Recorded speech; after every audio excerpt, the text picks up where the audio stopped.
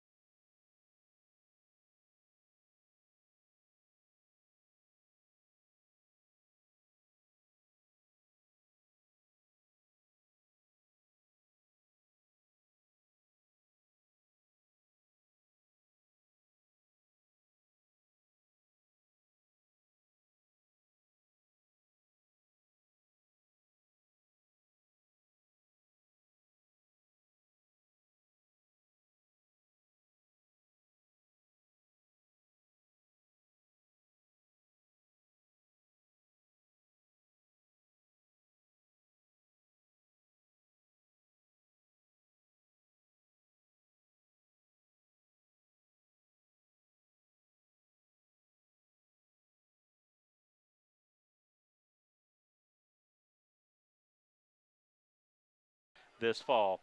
Uh, a beautiful night for football here at Burl Fowler. It is cloudy, the wind blowing out of the, it appears to be the northeast right now. Earlier it was a little bit out of the west, but low clouds, no rain at this point. We hope it stays away, but a very comfortable evening. And usually, Leonard, we worry about in week one the heat and the cramping of the ball players, and maybe that won't be as big of an issue tonight. At this time of year, you would expect it to be 95 at this time of the evening yet. And now I'm not sure what the temperature is, but it's somewhere around 70, I'm sure. It's just a delightful evening. And for the players, it's going to be much more comfortable. And hopefully, as you point out, fewer cramps and problems with the heat. Yeah, as we approach kickoff here, I'm trying to get a temperature. I bet you're right. It is very close to 70 degrees as we go. 72 degrees as we approach kickoff here. We take a look at the Big 8 Conference this year. And here in week one, it's an East versus West week. Everybody's playing across the conference. But you take a look at the Big 8 East a year ago. Mount Vernon won the East with an 8-1 regular season record. They went on to finish 12-2. Marshfield was the surprise team from a year ago. They went 7-2, In the East, Springfield Catholic also 7-2, and then followed by Reed Spring, Hollister, Aurora, and Rogersville, who finished 0-9. In the Big 8 West, Cassville surprised Lamar at the buzzer in the game down at Cassville. They went 9-0 regular season. Lamar finished 8-1. Monett 4-5 along with Seneca, so they basically tied for third place in the West. They followed by McDonald County, Nevada, and East Newton went 0-9. So, Leonard, I guess the question this year, we know that Lamar is still going to be good. They're going to be tough. You mentioned Mount Vernon and Marshfield being very good. Is there a sleeper team out there? Is there somebody that's going to rise up from the middle of the pack to challenge for the East title or the West title? Well, in the West, I hope that sleeper team is the Monett Cubs because, you know, based on last year's scoring and so on, you would assume that Lamar and Seneca and Cassville definitely have an edge because they both are, all three of those defeated the Cubs rather handily last year. But I think it'll be a different situation this year. I think the Cubs will compete on a much more even level with all three of those teams, and I'm hoping that they can knock off one or two or maybe all three. In the East, I think Marshfield might be the question mark again. We know that Springfield Catholic is good.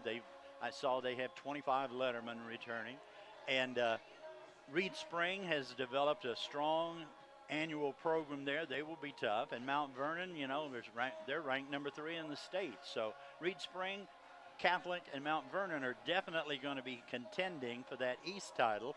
And I think Marshfield may have something to say about that.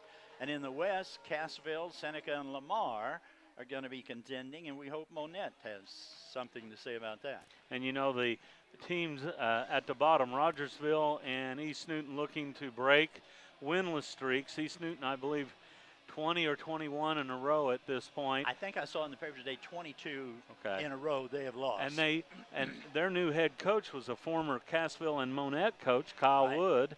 And, you know, you wish him well all weeks except when the Cubs host the Patriots this year. But from what I've heard, he has more numbers out than in years past, so that's a start.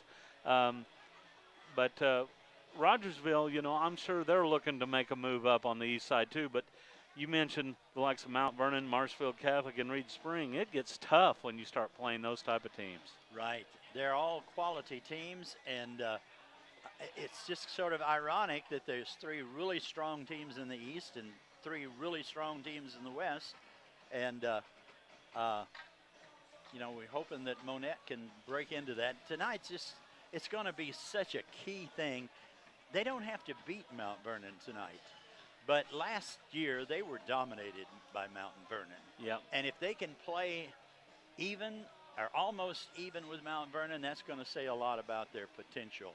And the potential of some of these young, inexperienced players that are stepping up. I remember back in 16, the year that Monett won the state, I thought some of those young players, there's no way they're going to play at a high level, you know, and be really good. Well, they stepped up and they got better as the year went along, and nothing stopped them. They won the state. They blew my mind. And so we know that kind of thing is possible. And one of the things that Monett's strong wrestling program, I think, is a definite asset to the football team. Oh, yeah. A number of these football players contended for state titles in wrestling last year. Yeah. And they're accustomed to hand-to-hand combat, so to speak, and to facing adversity. And so I feel good about the fact that we have so many of the wrestling team that are also on the football team. I think those 2 sports each helps the other one out. You know, you mentioned Cubs don't have to win tonight. They need to compete. Well, really, if you take a look at Monett's schedule over the first 4 weeks, it's a matter of survival. They play Mount Vernon here tonight, then they go on the road to Marshfield and then to Cassville, and then they get to come back home and host Lamar. So if you're going to play a tougher 4-game stretch than that, I'd like to see it, you know, in this Class 3 type football. And then they get to host Rogersville and go on the road to Seneca, East Newton, McDonald County, Nevada at the end. So once again, Well, the It's schedule's like just, last it's a year. mirror, except home and away is flipped. So the Cubs, you know, if they can sneak out a couple of wins early, they could set themselves up for a big, big year. And that's hopefully what they'll do here in 2019. Still about 17 minutes away from tonight's opening kickoff. That kickoff brought to you by Home Shield Pest Control. With over 20 years of industry experience, Home Shield Pest Control can tackle any unwanted insect or pest with an affordable, safe, and effective method. Call Daniel Vineyard today at 772-4177. This game also brought to you in part by Quick Draw Gun in Monett. With hundreds of new and used firearms in stock, Quick Draw Gun is just off Highway 60 in Monett at 601 South Kyler. Give them a call at 417-354-8633 or see them online at quickdrawgun.com. The Monett High School Marching Band onto the field. We're just seconds away from tonight's national anthem. That gives Leonard and I an opportunity to slip away and allow you to hear from some of our outstanding sponsors.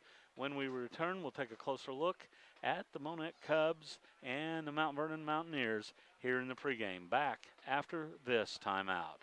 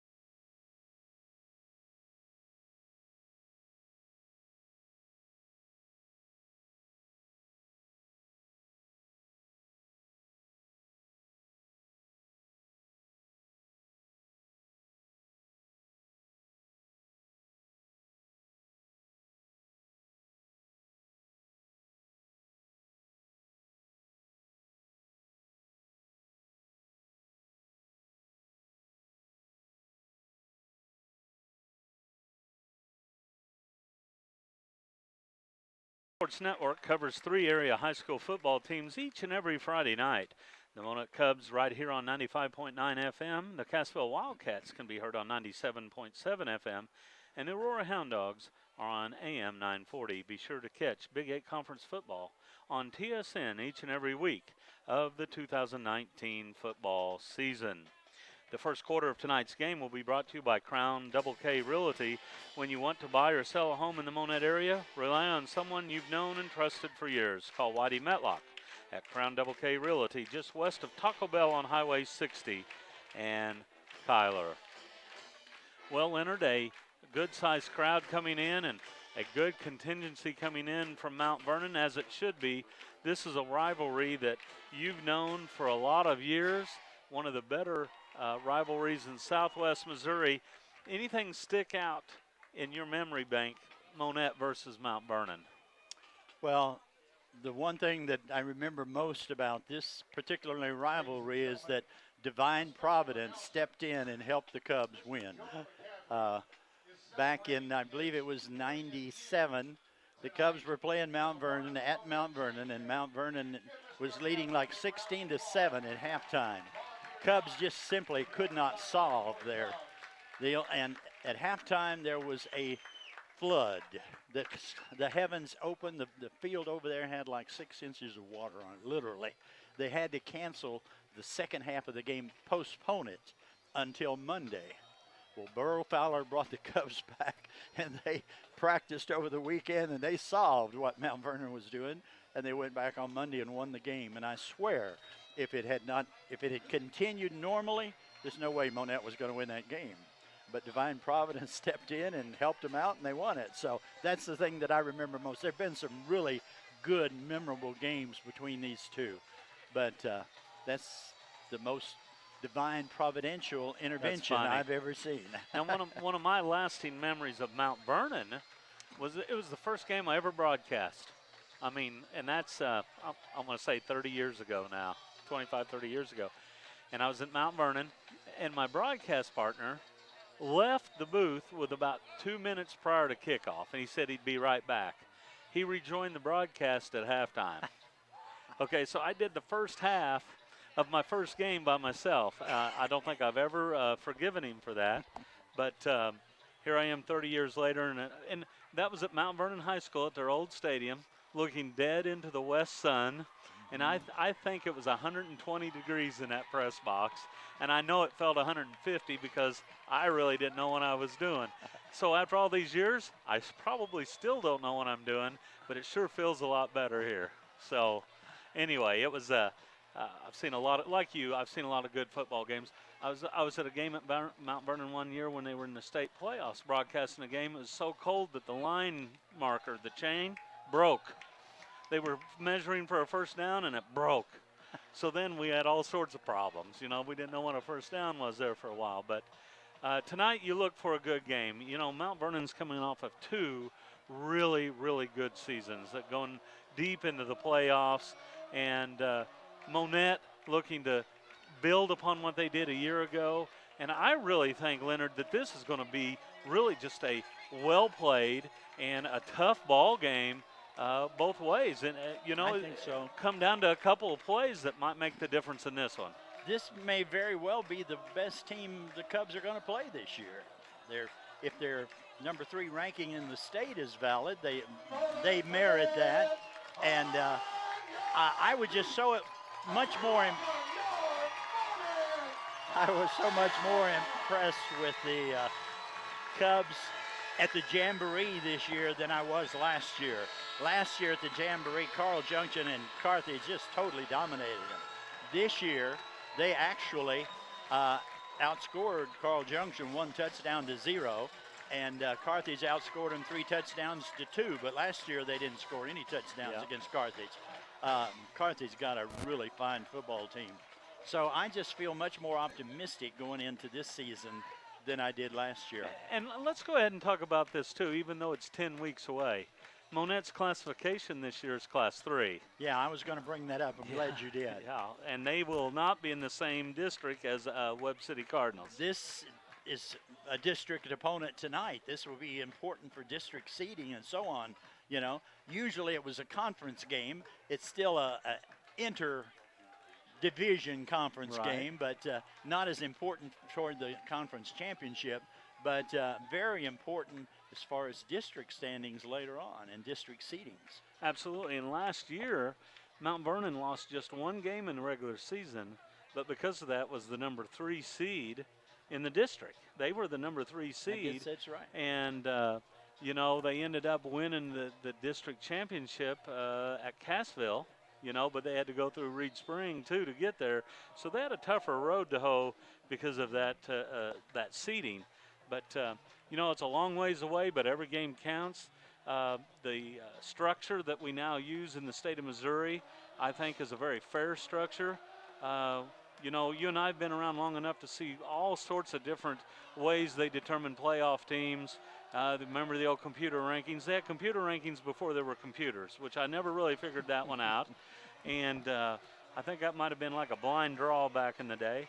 But now, very fair. Every game counts, and then you get seeded, and everybody has a shot at the end of the season. I like that a lot better. Back in the, 40, 50 years ago, a team could have, I remember one year Mount Vernon, for example, I think they went undefeated and did not get in the playoffs because they weren't, seeded high enough to do that. Yeah. And Monett's had some good teams in the past and didn't get a chance to play. I like it now the way it is now. Everybody's got their shot. Now, if you're seeded number 8, you have to play number 1, and that's not desirable, but at least you've got a chance. Well, that's right, and there's a reason you're seeded number 8. I mean, there is. Right. But we've also seen teams that are 4 or 5 seeds win a game or two and kind of get on a roll, and, anything's possible. Both teams out on the field. If you couldn't hear through our headsets earlier, Monett came in from the south end zone. Monett in their home purple jerseys trimmed in golden numerals. And they're back to more of a traditional look with their helmet, Leonard, with the gold M on the left side and their number on the right. They kind of had the Michigan Wolverine look the last few years with stripes down their helmet. Now more of a traditional Monett look there with their helmet. Mount Vernon in their traveling white uniforms trimmed in Kelly green numerals. They have the solid green helmets from my vantage point at least. Again, a beautiful night here at Burl Fowler. The wind calming slightly here as Old Glory is really hanging limply at this time. And it should be just a perfect night for football. A big thank you to so many of our sponsors. This game being brought to you in part by Quick Draw Gun, Home Shield Pest Control, Randall Mastery and Randall Law Offices, Crown Power and Equipment will bring us first downs, Monett Glass, Crown Double K Realty, our first quarter sponsor, Cox Health Monett, our second quarter sponsor, Arvest Bank, a new sponsor for us this year. They'll be sponsoring the third quarter. J&B Trucking will be mentioned each time the Cubs enter the red zone. Access Family Care and Crowder College will be bringing us tonight's player of the game. So, Leonard, we need to keep track of potential player of the game tonight for the Monett Cubs. Benji, we might mention the coaches. It's an interesting contrast, the old pro and the young upstart here tonight. Tom Cox has been coaching for many years. This is his second stint at Mount Vernon. He's been at Webb City and Ozark, and he's had great success wherever he's been. I have great respect for him as a gentleman and as a tactician, and just a successful coach.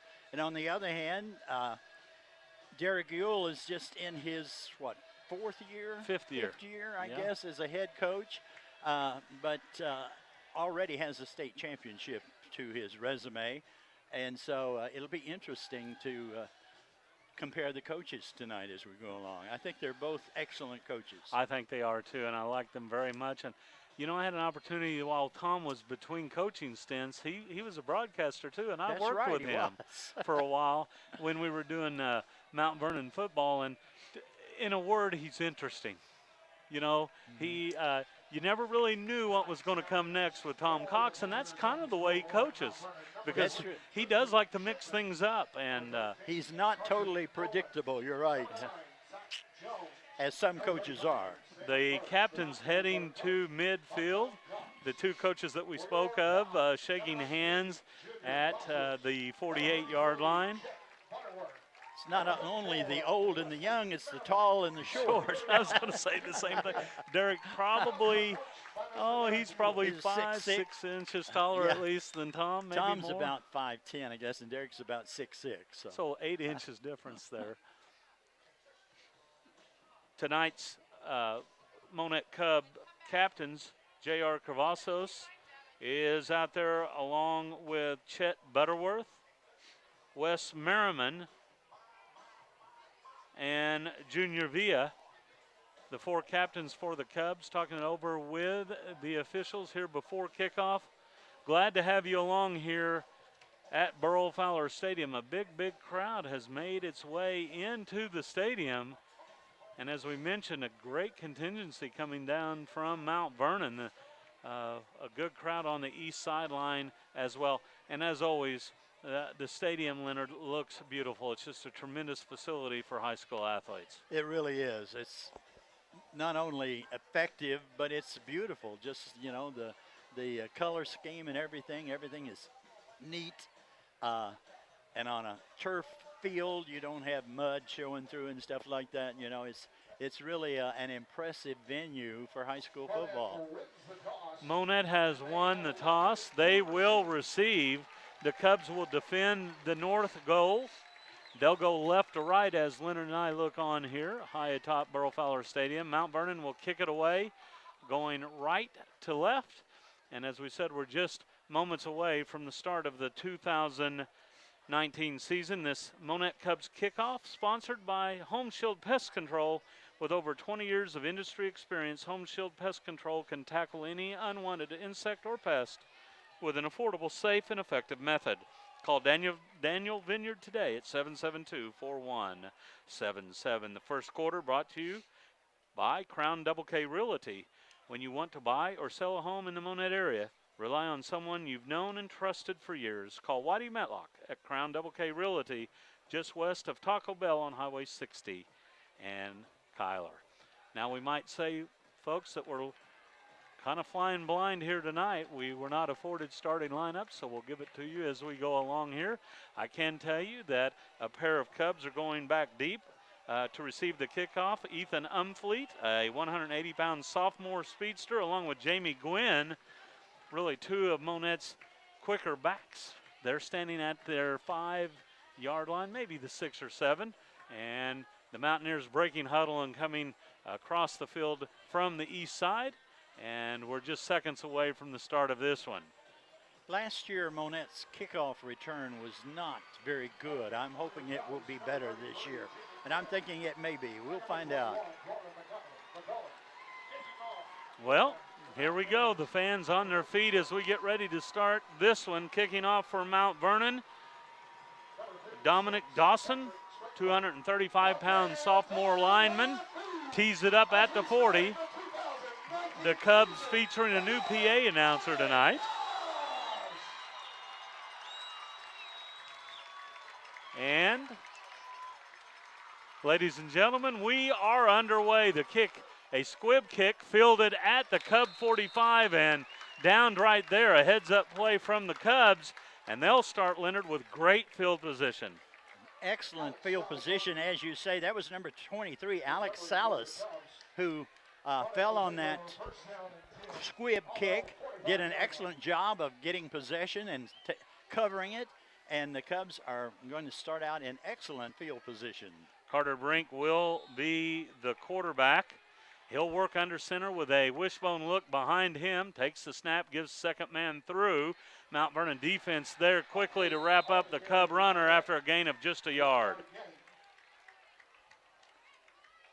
Number 41, Braden Martin, and number 35, Sam Burks on the stop. That was Umfleet with a carry. A gain of 1. Second down and 9. Cubs come out now with 2 running backs. Offset eye behind Brink. Brink takes the snap, gives on a dive play up the middle. It goes. A gain of about 3, and it'll bring up third down. The run by Brandon Majors, his first carry of the season, nets about 3 yards. Dominic Dawson and Isaac Burks on the stop for the Mountaineers, 2 big defensive linemen. Third and fairly long, about 6 for the Cubs. Wide receiver split wide to the right is Arnold Cavazos. Slot to the near side as well. Here's a reverse to Umfleet. Umfleet stood up, and he'll fall forward for a gain of just a yard, and the Cubs will face 4th down and 5. 69, Isaac Burks again on the stop. The Mountaineers were not fooled at all by that. That was designed, a counter play designed to catch them off guard, but they were ready for it, and they stopped the Cubs, bring up a punt formation for the Cubs. 1 man back for the Mountaineers at about his 10. Snap back, a good one. The kick away, angling to the near side.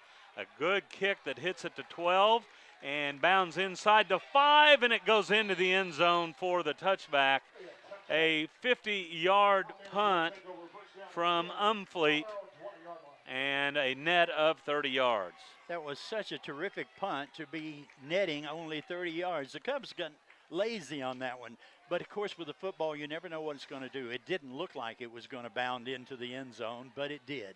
But the Cubs had time to get down there and keep it out, but they were just going to let it roll and get as much yardage as they could, and it just didn't stop and went into the end zone for a touchback. Here come the Mountaineers from their 20.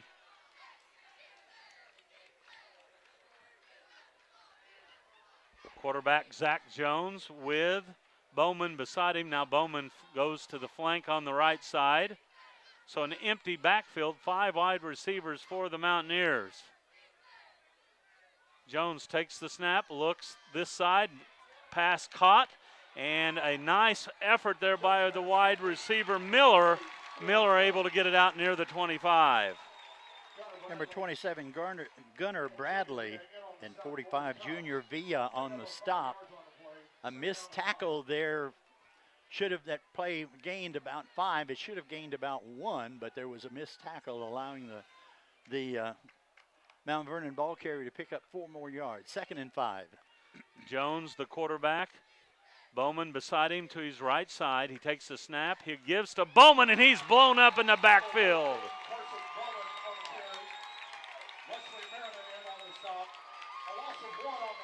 Senior Wesley Merriman with a tackle for a loss. I think you're going to hear Wesley's name quite a bit this year. He is a state class heavyweight wrestler and an excellent football player as well.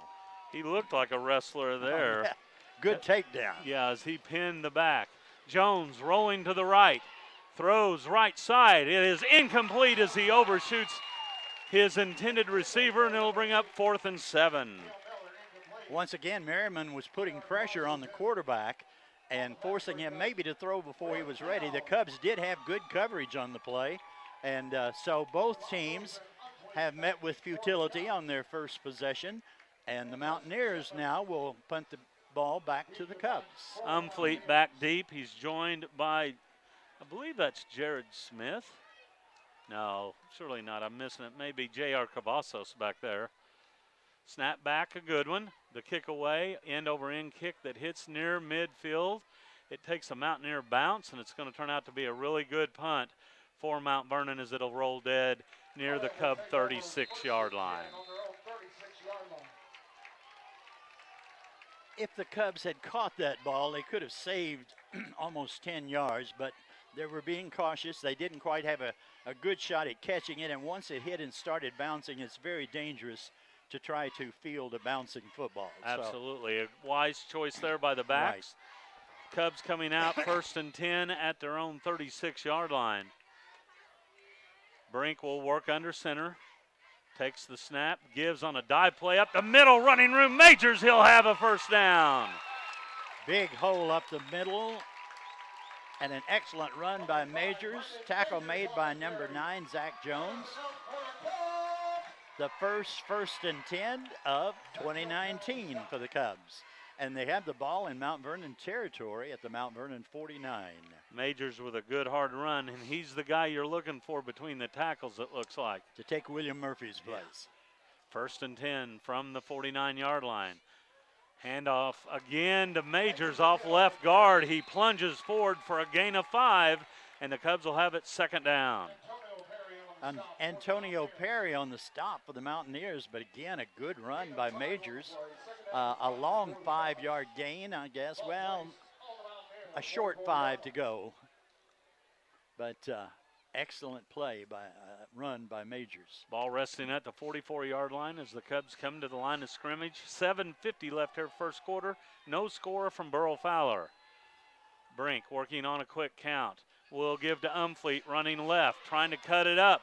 Is hit and driven out of bounds after a gain of about a yard, and it's going to bring up third down and 4.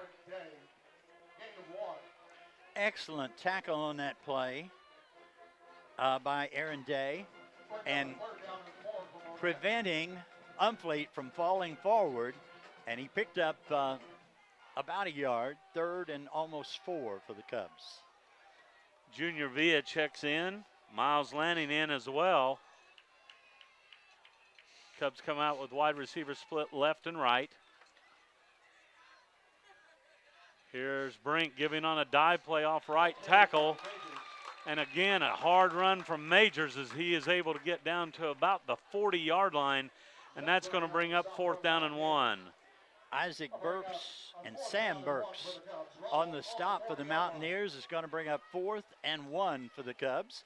And we would assume that they will probably definitely go for it.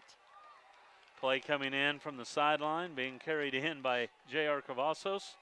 And the Cubs will keep the offense on the field here. Fourth down and 1, a big early play. Brink under center, takes the snap, pitches near side. First down and more. Gwynn able to pick up the first down to the 36 for a gain of 4. Tristan Shipman on the stop for the Mountaineers. And a good tackle, safe, sure tackle there. If Gwynn had popped through that tackle, he probably would have scored. First and 10 for the Cubs now from the Mountaineers' 36-yard line. First and 10 from the 36. Wide receivers to each side. Here's a dive play. Majors again, he'll able to lean forward down to about the 33. He'll pick up about 2 yards on the play, and second down and 8. Trenton Shipman on the stop for the Mountaineers. And as you pointed out, second and 8 for the Cubs. And you know what's happening right now? Tick, tick, tick, tick. That clock rolling. You keeping the ball away from an explosive offense as this drive continues. Second down for Monett from the 33. To the 35, he spins away from one tackle, still on his feet, he'll have a first down. Beautiful spin move. Umfleet spun away from 2 tacklers and finally tackled by Cale Miller, but it looks like, oh, we got a flag on the play? Flag on the play on the left side, right where Umfleet spun away from the would-be tackler. A flag came out, and it's going to be an illegal block or push in the back. So it'll be a spot infraction, and it'll cost the Cubs a first down. A 10-yard penalty marked off against Monett. It'll bring up second down and about 17. A very debilitating penalty for the Cubs. They would have had the first. And that beautiful run by Umfleet is wiped out by the penalty. Second down and long for Monett from the 43. Here's a pitch to Gwynn. Stiff arms one man away and is able to get down to about the 38-yard line for a gain of 4 yards, and will bring up third down and about 12. Mason Bailey with a sure tackle there. Again, it looked like Gwynn might pop out into the open, but Bailey made a sure tackle and held him to a short gain. It's going to bring up third and 12 for the Cubs. Cubs come out with the receiver split left and right. To the left, Tanner right. Cy Bouchard to the near sideline. Brink under center takes the snap, back to pass. Under pressure, he scrambles to the right. Pump fake, he's hit, and down he goes near midfield. and that'll be a loss of about 10 yards. Sam Burks with a sack. Big sack for the Mountaineers. Carter Brink had escaped the initial pressure, but didn't find a receiver. I thought he was going to get away from Burks, but Burks had other ideas with a sure tackle.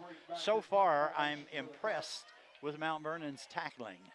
And it brings up a punting situation for the Cubs.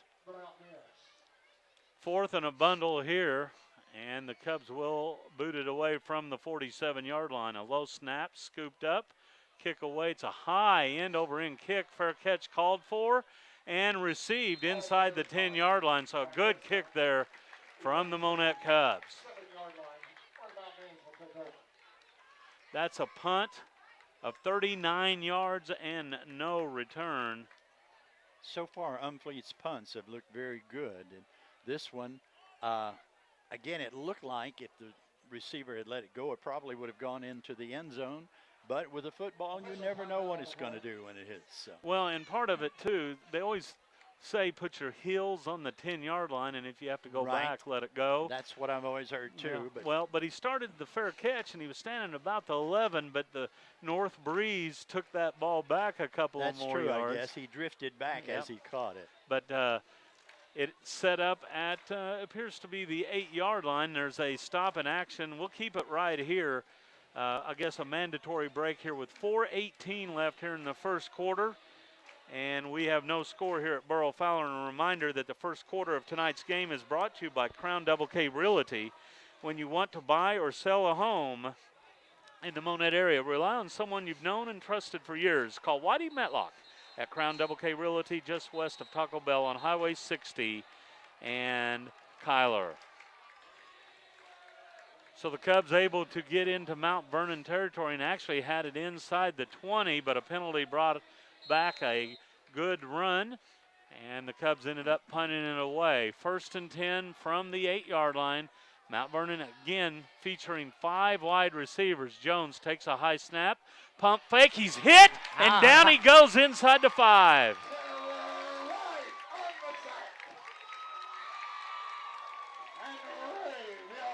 Tanner Wright and Wes Merriman on the stop.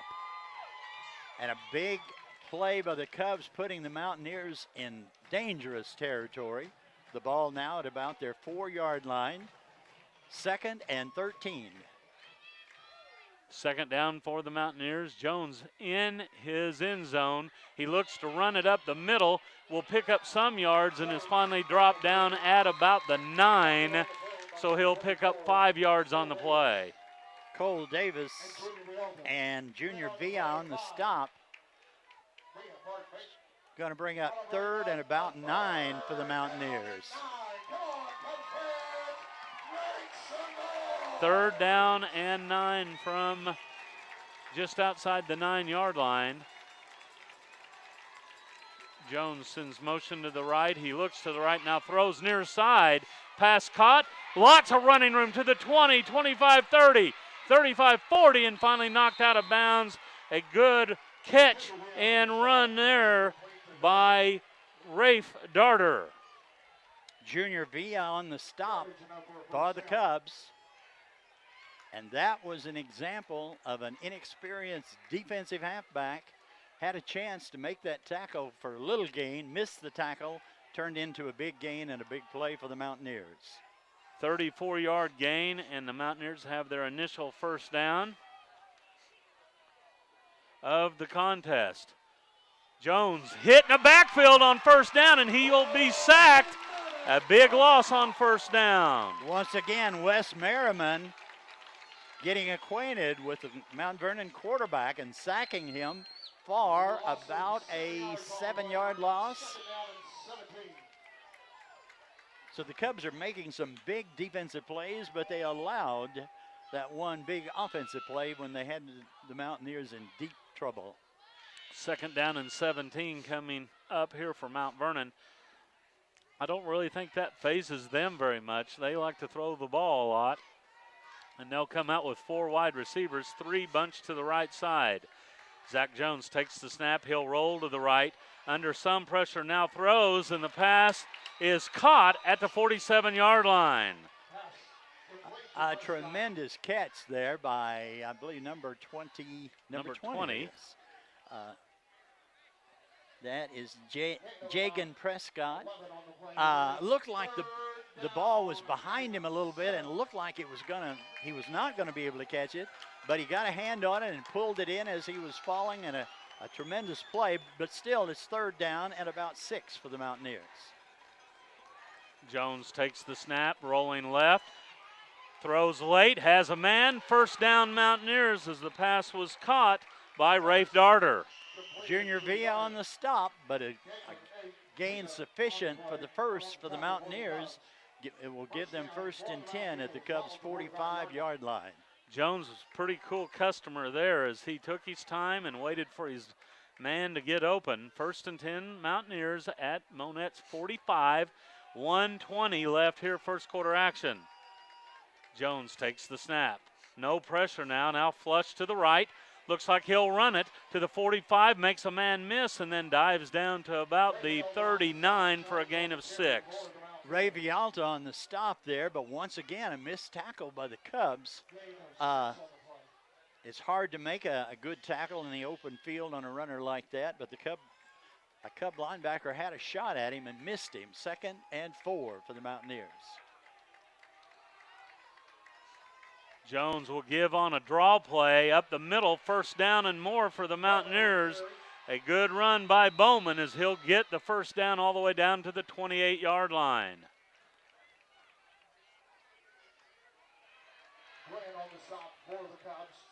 Gain of 12. And the Mountaineers have their 3rd 1st down of this drive. Jones single back behind him is Bowman. And it will be Bowman running left side. Looking for the edge. He won't get it as he's knocked down after a short gain. Ethan Umfleet on the stop. There is a flag on the play here, thrown by the official on the near side, and that's usually a hold, and that's one it is. Holding against the Mountaineers. I'm sure the Cubs will accept it here and move back the Mountaineers 10 yards from the spot of the infraction. 10-yard penalty. So like the Cubs. I saw that hold, but I didn't know if the officials did, but they saw it also. All over it. Yes. They were all over that Yes. one. But like the Cubs, the Mountaineers hurt by a penalty as they got near the red zone. Right. 1st down and more than 20 as that hold took place behind the line of scrimmage. The ball resting at the Cub 38-yard line as we approach the end of the 1st quarter. Zach Jones looks left and right before the snap. He'll roll to the right side with time now and pressure. And he's hit and down he goes. Wesley Merriman for the 3rd time has gotten to the quarterback and tackled him for a loss. And that will take us to the end of a scoreless 1st quarter. We'll be back with more action here from Burl Fowler after this timeout.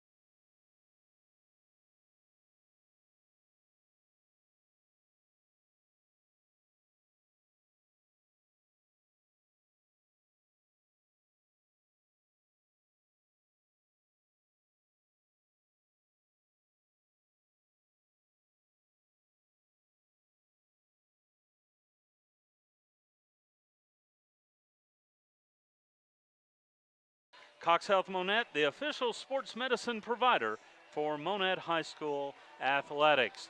Second down and a bundle, 2nd and 32 and a half as we look on here. The Mountaineers need to get down near the Cubs 17. Second down after a holding penalty and a sack. Mount Vernon comes out with 4 receivers, 2 bunched to each side. Pass to the near side is caught, and a good run there, and this might go the distance, Leonard. 20, 10, 5, touchdown. Prescott with the score. 3 Cubs had a chance to tackle him, and he juked them and got away from all 3 of them. 50-yard score. It should have been about a 10-yard gain and turned into a 50-yard gain. And there was a new quarterback in as well as Mason Bailey. Bailey? Yes. Mason Bailey? Yes. With the pass. Bailey spelled B-A-L-L-A-Y. Yes. Bailey to Prescott for 50, and Mount Vernon scores on the first play of the second quarter. So Monett had Mount Vernon backed way up, and the Mountaineers able to cash it in. Bailey will be the holder here. Bartelsmeyer to attempt the PAT.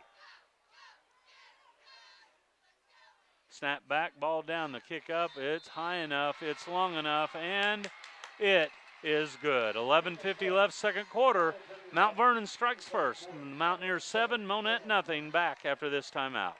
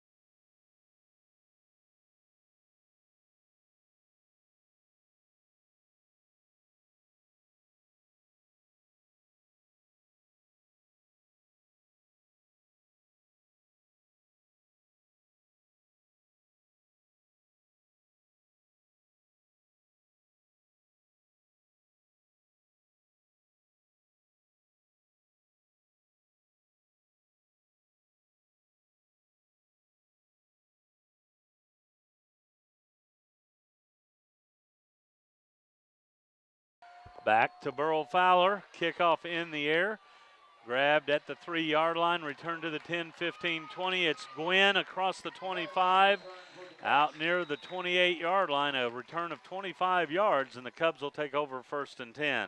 A reminder that Monett Cubs First Downs brought to you by Crown Power and Equipment, north of Monett on H Highway, Southwest Missouri's Case IH dealer.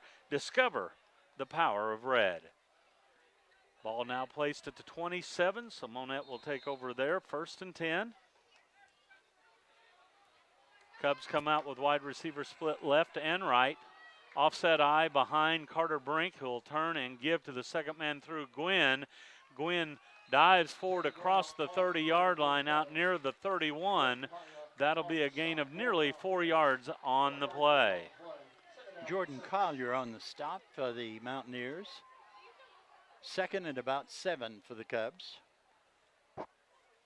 Speaking of 7, number 7 going wide right for the Cubs, Arnold Cavazos.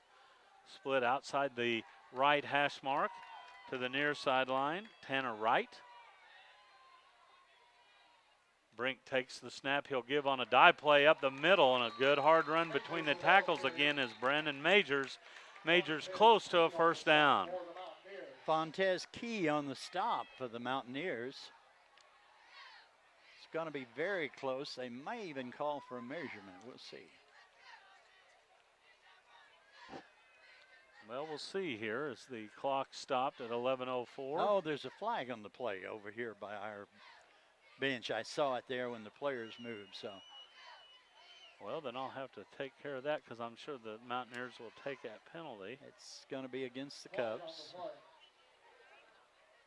5-yard penalty, legal procedure. So I wonder why that didn't stop. Maybe it's illegal formation. They use that for illegal formation as well. Yes. 2nd down and 11 upcoming, so scratch that gain for Majors.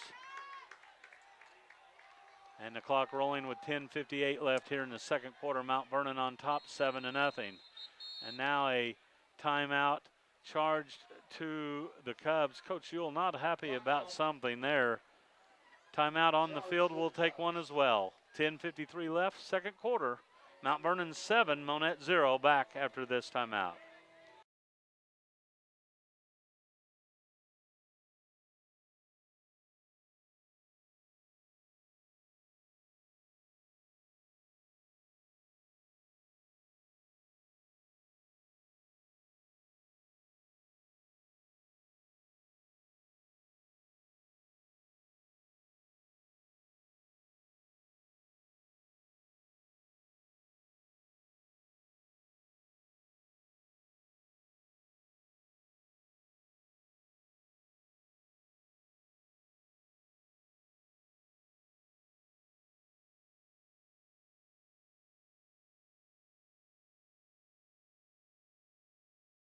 Missouri, the 2nd quarter brought to you by Cox Health Monett.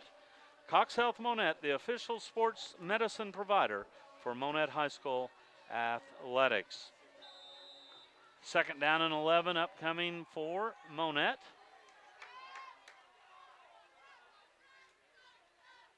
Back to pass. Brink, pump fake, now goes deep. There's contact out there. Yes. And there is a flag thrown. And what's unique here is the official on the near sideline was not going to throw a penalty, but the back judge did. He saw exactly what happened there because the Monett receiver had beaten his man. Right, and he was pushed from behind and actually pushed to the ground by the defender. Junior Cavazos was the intended receiver, and the Mount Vernon player hit him in the back and actually pushed him to the ground. So no doubt about the call. Well, we're going to see right here, Mount Vernon will be penalized 15 yards on the play. That will result in a Monett Cub first down. And a reminder that Cubs first down brought to you by Crown Power and Equipment, north of Monett on H Highway. Monett's Kubota dealer. Discover the power of orange. First down for Monett from their own 41-yard line. Brink takes the snap, gives to Majors, makes a man miss, and then dives across the 45 to the 47. That'll be a neat gain of 6 yards, and it'll bring up 2nd and 4. Number 20. So Prescott. Jagan Prescott on the stop for the Mountaineers. You know, looking at Mount Vernon's defense, they're not all that big, but boy, they sure look like a lot of athletes out there, don't they? They do that, yes. 2nd down and 4 for the Cubs from the 47-yard line. Handoff up the middle to Majors. He'll have the first down and more as he gets into Mount Vernon territory down to the 47. Once again, Fontes Key and Nate Hudson on the stop for the Mountaineers. Majors is having a little easier running so far this game than William Murphy had last year at this point. Absolutely. And he's looking good, too. He is looking very good. That first down brought to you by Crown Power and Equipment, north of Monett on H Highway. Check out their new website at crown-power.com. First down Cubs from the 46. Here is a handoff to the second man through, and a fumble comes out. The Mountaineers recovered. Number 41 recovered for the Mountaineers. That's Braden Martin. We'll check out the flag. It's a illegal shift against the Cubs. So a gain of 7, but a turnover.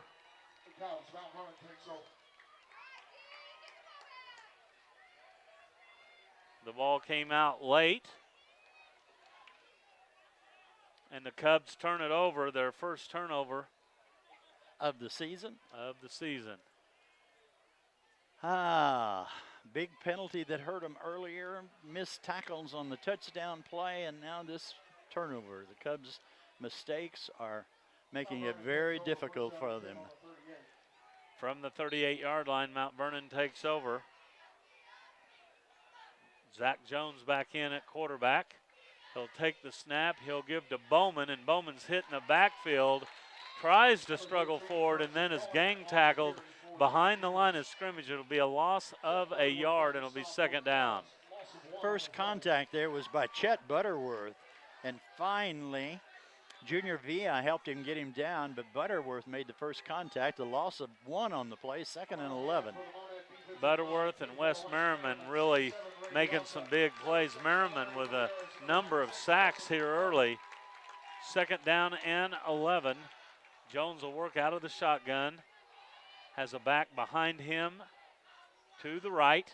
He'll turn and give to Bowman, running left side now. Bowman will pick up a couple of yards, but is stacked up at the 40, and it'll bring up, we'll call it 3rd down and 8.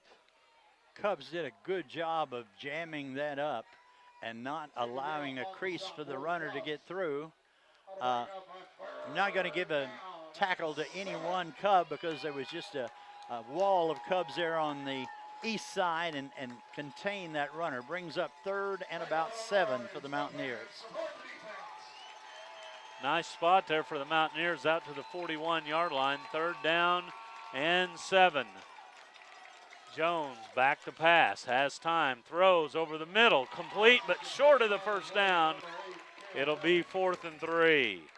Good tackle there that time by number 24 for the Cubs. That's Cole Davis, and by Jamie Gwynn. They combined to prevent the receiver from getting the desired yardage, so it's going to bring up 4th and about 2 for the Mountaineers.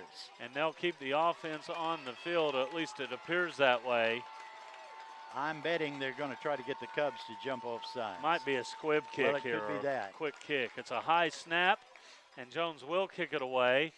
No one back for the Cubs, so this one bounds inside the 10, inside the 5, and it checked up at the 1-yard line. That's not fair.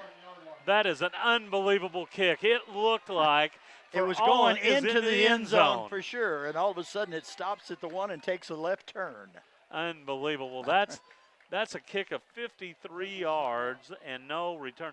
And it wasn't just barely going, no, Leonard. It was end over end. It had bounding. plenty of momentum to get in the end zone. I thought, boy, this is in the end zone. All of a sudden it just bounced and took a left turn and died at the, 2-yard line? 1-yard line.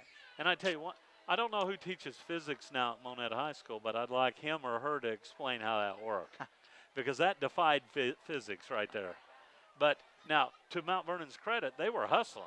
They were down there and took nothing for granted, and they got down there to mark it off at the 1 or to put it down. So 7:42 left here in the second quarter. Mount Vernon on top, 7-0. The Cubs, well, we'll say face a long field as they have it at their own 1-yard line.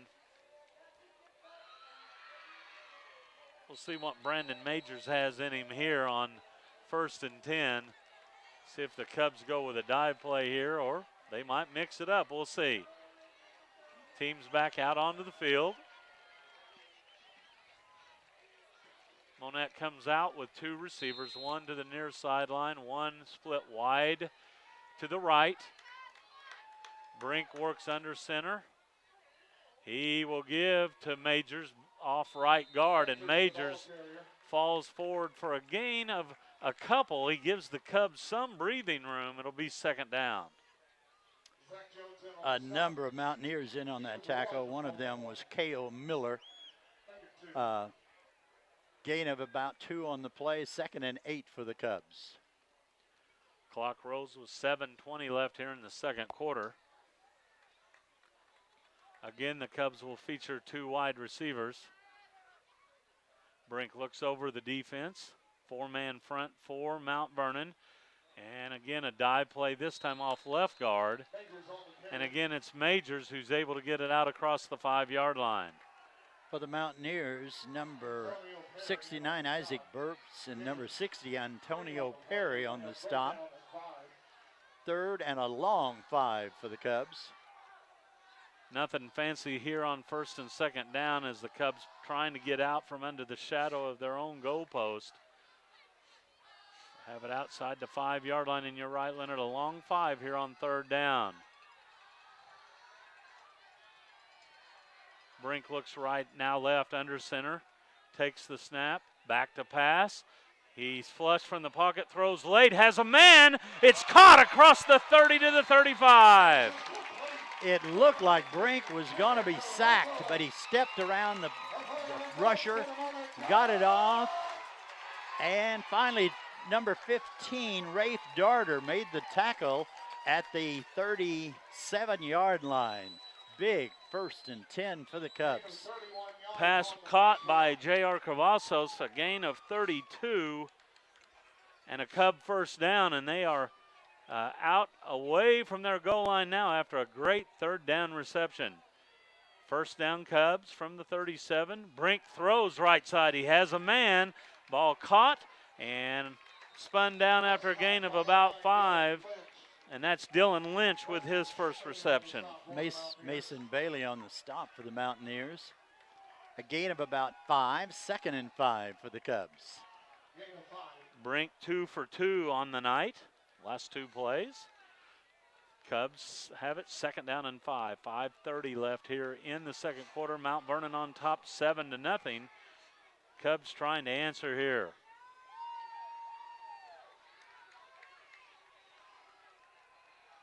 Cubs come out with a more bunched look this time as they do not feature a wide receiver. Here's a sweep coming near side. That's Umfleet, makes one man miss, spins away from another, only to get back to the line of scrimmage. No gain on the play, and it'll bring up 3rd and 5. Rafe Darter on the stop for the Mountaineers. Umfleet just can't get any daylight. He's having to spin just to get back to the line of scrimmage. Yeah, I'd like to see him out in the open once. Yeah, I would too. And he just cannot get out there and plant a foot and then cut it up the field, as Mount Vernon doing a really good job spacing that out. Right. 3rd down and 5 for the Cubs from their own 42. Carter Brink takes the snap. He'll keep it himself, running right. He'll have a first down and more. He might go. He's to the 40, to the 30, and then drugged from behind down to the 22, but it'll be a Cub first down. Dragged down by Aaron Day for the Mountaineers. A touchdown saving tackle by Aaron Day after Carter Brink had a big gain down to the Mountaineers' 23-yard line. Gain of 35, and the Cubs are in business now as they approach the red zone. If they get in there, it'll be brought to you by J&B Trucking Company of Cassville. When you need to deliver results, call J&B Trucking at 847-1307. Brink under center. He'll give to Majors, and Majors able to get into that red zone as he plunges down near the 17-yard line for a gain of nearly 6 yards. Peyton Presnell on the stop for the Mountaineers. Majors looks good in that running up the middle. But the offensive line is giving him a little crease to get through too. So often last year there was nothing there, but the offensive line is doing a good job of opening up a hole for Majors.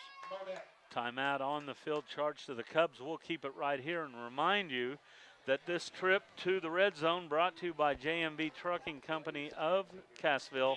When you need to deliver results, call J&B Trucking at 847-1307. Cox Health Monett brings you tonight's 2nd quarter.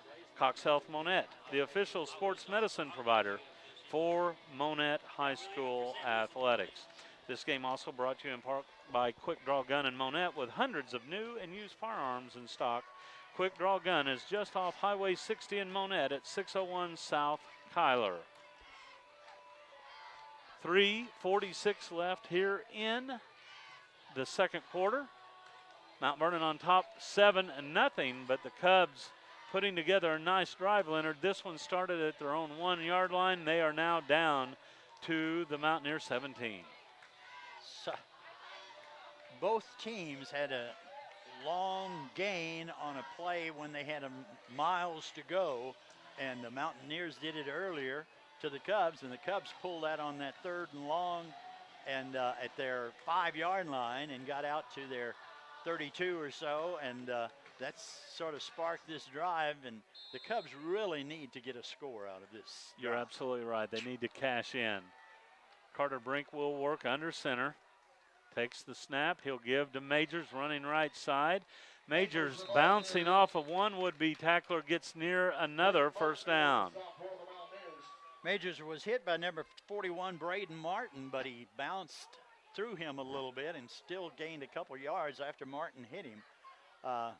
It's going to bring up second and about a short 4. Oh, no, they hadn't moved the markers. It's good for 1st and 10. Barely made it, and the Cubs now have 6. Check that, 7 first downs here in the half. And it's first down Cubs at their 13-yard line. Carter Brink under center, working on a quick count. He'll give to the fullback Majors, and this time Majors stood up near the line of scrimmage. The Cubs will face second down and long. Big number, 74, Zach Bray, a 260-pound defensive lineman in on that stop. We'll give him a gain of 1. Majors now with 56 yards here in the first half. Ball resting near the 12-yard line. Second down and 9 for the Cubs. Monett will take 2 receivers wide to the right. Single back behind Brink now on a sweep. He gives to Gwynn. Gwynn with running room. Somersaults his way down inside the 5-yard line, close to a first down. Gwynn actually somersaulted over a tackler, and I didn't see who made the contact. But a good run by Jamie, his best of the night. It's going to bring up 3rd and 1 for the Cubs from the Mountaineer 4-yard line. Wonder if the Cubs will feature Majors here on 3rd down and 1. Majors is the back behind Carter Brink. Carter takes the snap. He gives to Majors. Majors hit at the line of scrimmage, but kind of backpedals his way inside the 2. He's got a first and he'll 10, have a first down. A good, strong run by Majors. Timeout on the field. It will be 1st and goal from the 2 when we resume. And a reminder that that first down brought to you by Crown Power and Equipment north of Monett on H Highway. They are Southwest Missouri's Case IH dealer. Visit them and discover the power of red. Well, Leonard, I know you well enough. I've worked with you long enough. I know exactly what you want here. You want power football. You want or a quarterback sneak. Well, I was getting there, but in recent years, you've wanted that quarterback sneak.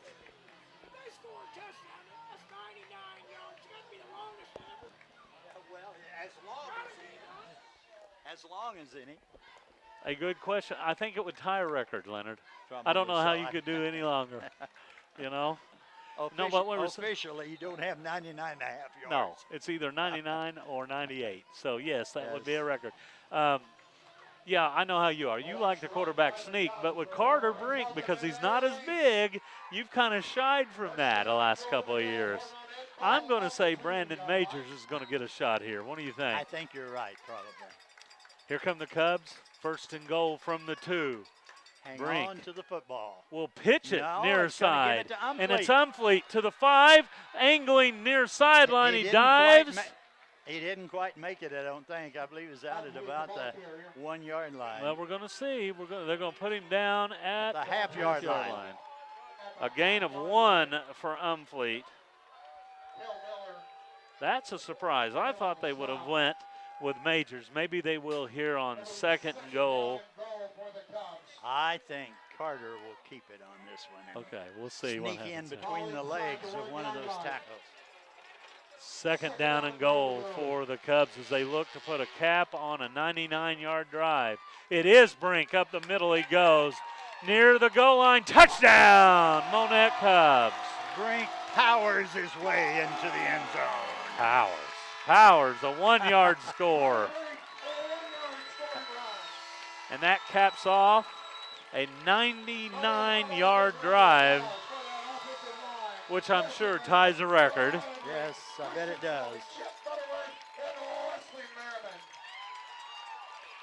So the Cubs draw within a point. PAT upcoming. Alex Salas on to attempt it. Ball down, kick up. It's high enough, it's long enough, and it is good. 1:57 left here in the first half. We're tied at 7. Back after this.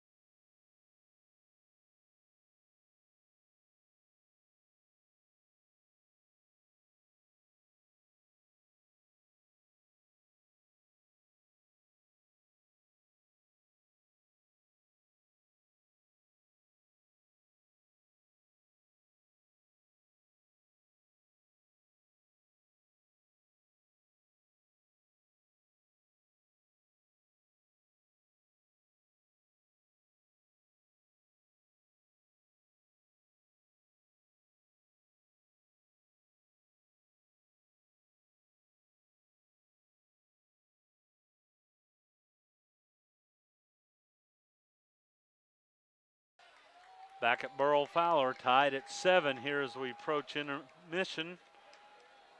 Kickoff is in the air. High end over end kick that comes down to the 16. The return set up there. Angling to the near side to the 20, 25, 30, and out to the Cub 35, but a flag thrown there.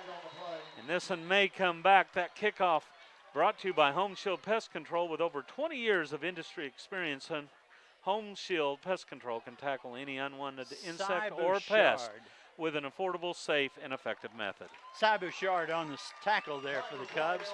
There is a flag on the play. Holding against the Mountaineers is the call. So the Mountaineers are going to give up a little yardage here, it looks like. It was a nice return from the 16 to the 35, but now the penalty will come back. A 10-yard penalty on the Mountaineers. Yeah, 1st and 10 for the Mountaineers from their own 25 with 1:48 left in the first half of play. Well, the Cubs can't fall asleep here. They need to make sure those defensive backs cover these wideouts. Mount Vernon with a potent offense. Zach Jones will work out of the shotgun. Brings motion in front of him left to right. Now some confusion as the flanker returns to the left side. Jones will hand off to Bowman, and Bowman in a lot of trouble, and he is wrapped up and thrown out of bounds after little or no gain. Jamie Gwynn with the final contact, but a couple other Cubs helped to hurt him and keep him from getting to the line of scrimmage. He actually got to the line of scrimmage. It's going to be 2nd and 10, but a good defensive play by the Cubs. Clock's running with 1:20 left. I guess they said Ford progress stop before he was thrown out of bounds. Zach Jones takes the snap. He'll roll to the left. Hit as he throws, and the pass nearly caught and then nearly intercepted by Umfleet. It falls incomplete, and it brings up 3rd down. It was almost intercepted twice. A Cub, Carter Brink actually sort of cut in front of the defender, and then Umfleet almost got his hands on it too. Brings up 3rd and 10. Cubs need to think about using some timeouts here. If they can hold them on this down, they might have good field position to possibly score again before halftime. Cubs with 1 timeout left, so you're right. If they get a stop here, they may want to stop the clock. 3rd down and 10. Jones sends receivers left and right. Zach takes the snap. He'll give on a dive play to Bowman, and he is blown up in the backfield. Wesley Merriman.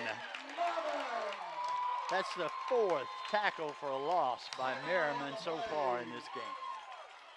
I guess they put it back maybe at the line of scrimmage, but he hit him in the backfield. I don't know how they would spot it back at the line of scrimmage. We're going to bring up 4th down for the Mountaineers, 4th and 10, and the Cubs have a chance to get the ball back within reasonable field position. I tell you what, Wes Merriman has had a first half. I think he's lining up to be one of our candidates for player of the game. He had 3 sacks in the first quarter and that big hit in the backfield. I don't remember for sure, but I think he placed second in the state. And when you, the state of Missouri, and you're tough enough to handle people at 195, I think is what he wrestled at. Anybody in the state of Missouri, you're pretty tough. Yeah. And he's pretty tough, and he's quick. Well, I know one thing. He looks tough and quick from here, and I sure would not want to be down there next to him, especially if he's coming after me. I don't remember if he wrestled at 198 or 215. I think 215, but he faced some of the biggest, strongest, toughest guys in the state of Missouri. 4th and 10, the punt team on for Mount Vernon. Punt down to the Cub 43. Umfleet gets it there. He reverses his field near side, looking to pick up a block, and down he goes after no gain at the 45-yard line.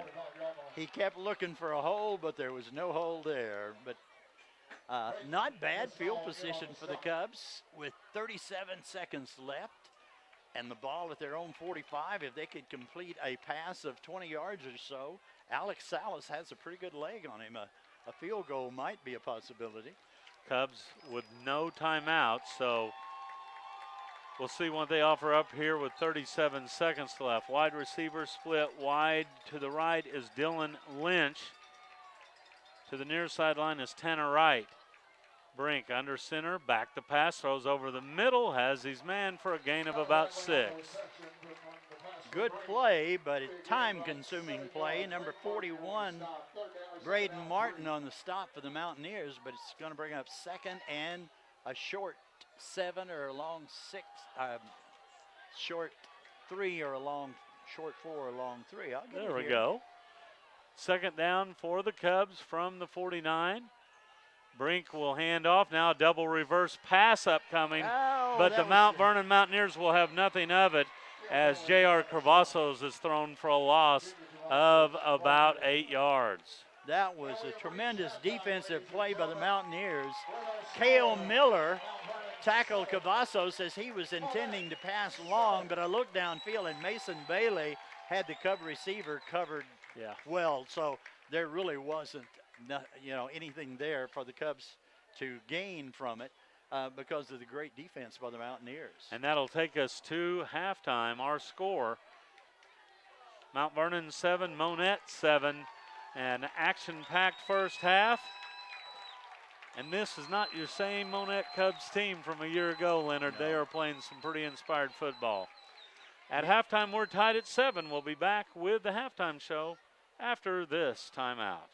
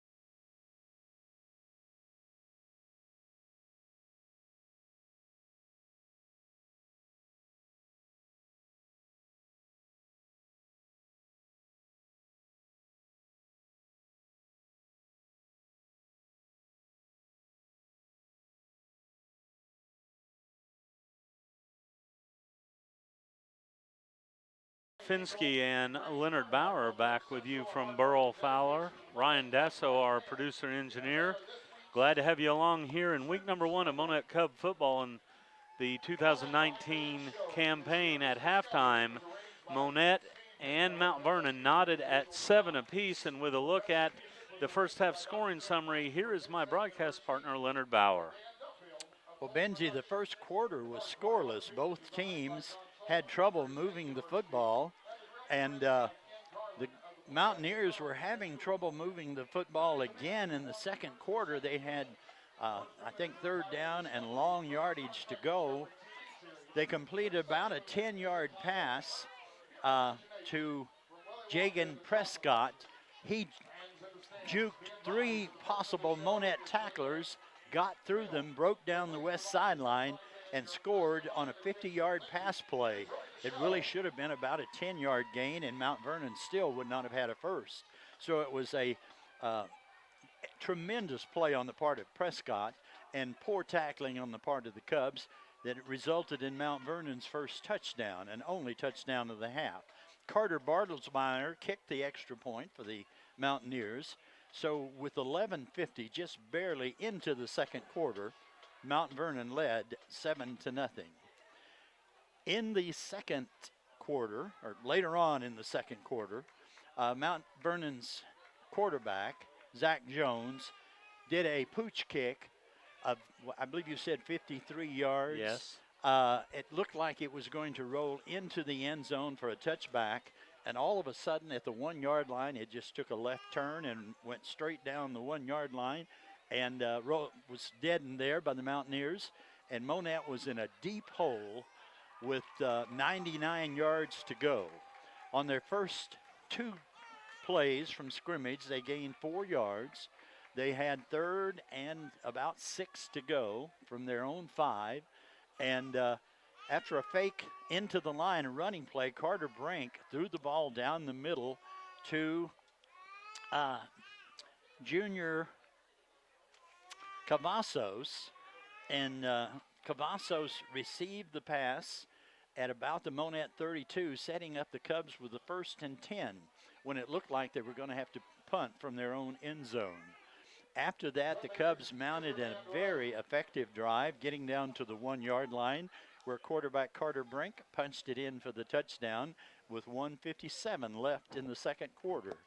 Alex Salas kicked the conversion for the Cubs, knotting the score at 7, and both teams had a possession after that with less than 2 minutes to go. Neither team could advance the ball. Mount Vernon couldn't pick up a first and punted the ball to the Cubs, and the Cubs used a couple of downs but couldn't advance the ball within field goal range. So the second quarter ended with the score knotted at Mount Vernon 7, Monett 7. Thank you, Leonard. You make a 7-7 game exciting, I got to tell you.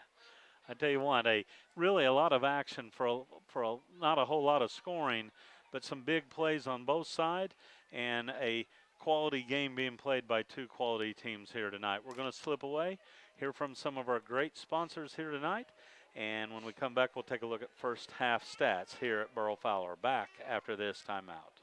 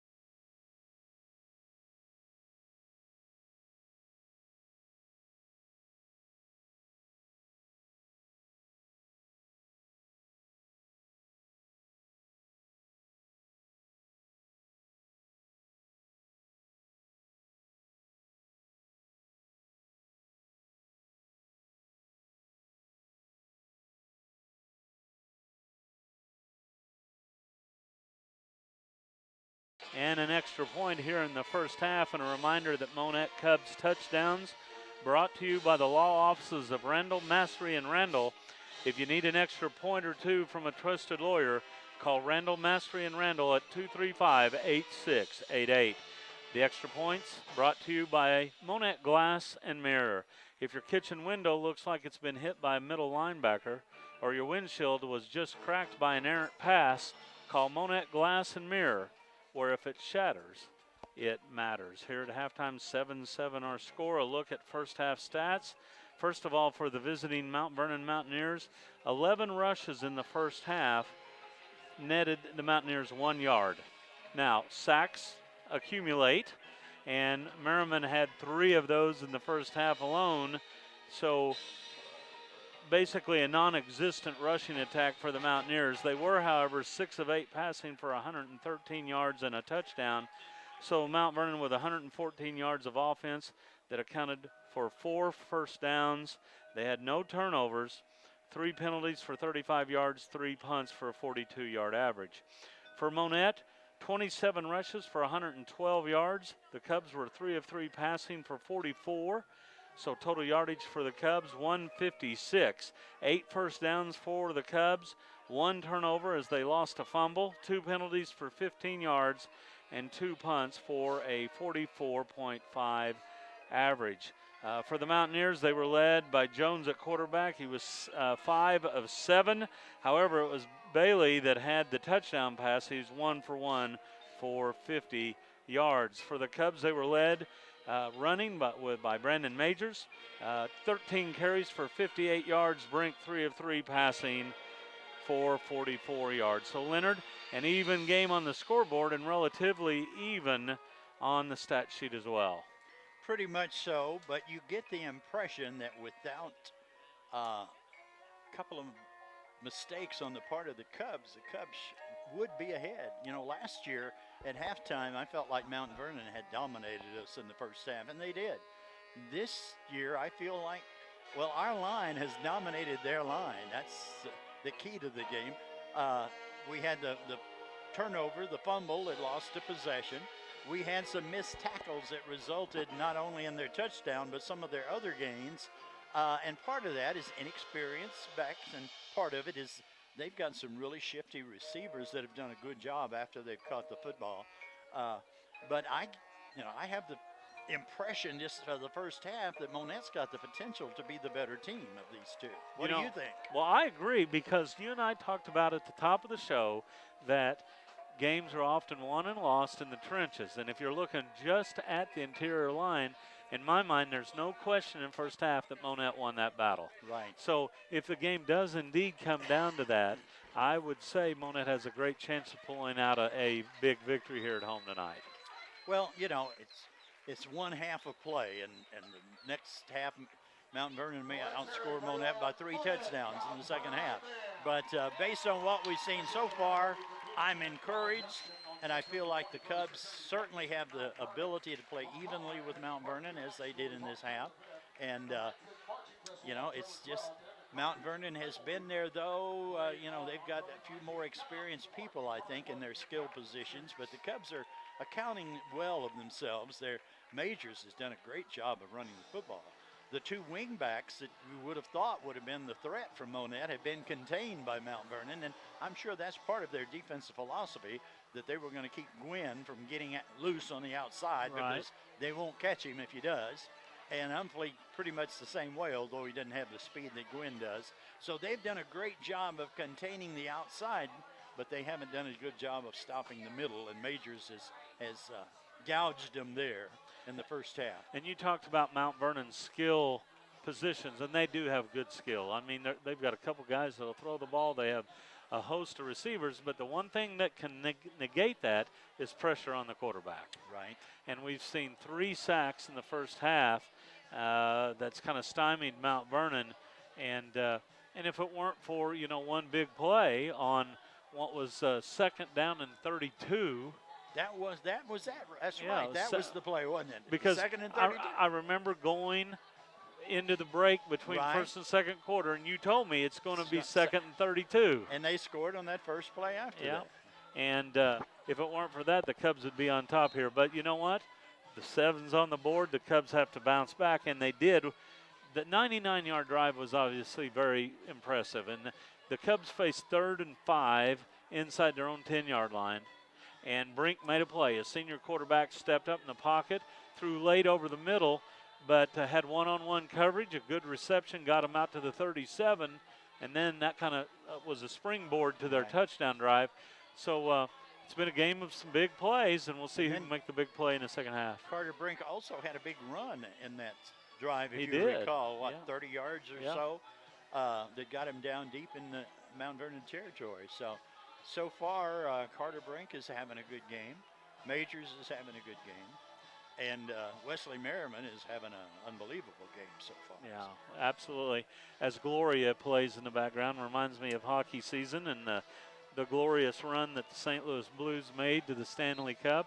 I didn't know there were so many hockey fans in all my life in the state of Missouri until they had a team to root for there. But, you know, one that we know very well, Sammy Clapper, bless his heart, he's been a St. Louis Blues fan forever. I didn't know that. Forever. And I talked to him the other day and said, how do you feel about it? And he said, I can't believe it, you know, because, well, what was it, 50 or 51 years in the making where they finally got to a Stanley Cup championship. And even this year, it didn't look like that early in the year. They No. were having their problems and not looking very good at all. So if anyone had predicted a third of the way through the season that they were going to win the Stanley Cup, people would have thought you were crazy. Yeah, absolutely. And they were dead last when the calendar turned to January. And, you know, I guess that's just, you know, the message is you never give up. That's right. You know, you never know. You never can tell. Yeah. As long as there's life and effort, anything can happen. Well, the Cubs in 16 winning the state to me was just as remarkable. I didn't think that they would be anywhere. I didn't think they would be district champions, much less state champions. Well, and I remember. And they just kept plugging away, and it just kept happening. I remember when you and I broadcast that state championship game, and it got into the fourth quarter, and it became really a realization that they were going to do it. And you and I kind of looked at each other like, what the heck? What do we do now? Because, you know, going up against Maryville, the Spoof Hounds, everybody in the world had Maryville winning that game. Everybody. Because, you know, who's this little team? And then Monett just, even in that game, started slow, then momentum. And when you get momentum as a team, I don't care if you're a hockey team or a football team, it's hard to beat you unless you have divine intervention like you did at Mount Vernon. But it is really, really tough. This momentum cannot be underestimated. When you start believing in yourself as an individual and as a team, you can do remarkable things. That's true. And, you know, so who knows? You know, here's a team, Monett, coming off a 4-6 season. They get off to a good start week 1, week 2, take their chances against the likes of Cassville and Lamar. You start setting yourself up for a good run. So right. I don't know. We've seen it before, and that 2016 team will go down in the annals as one of the best teams that have come through. I mean, there were some good individuals on that squad, but they were one of the best teams to represent Monett in a long time.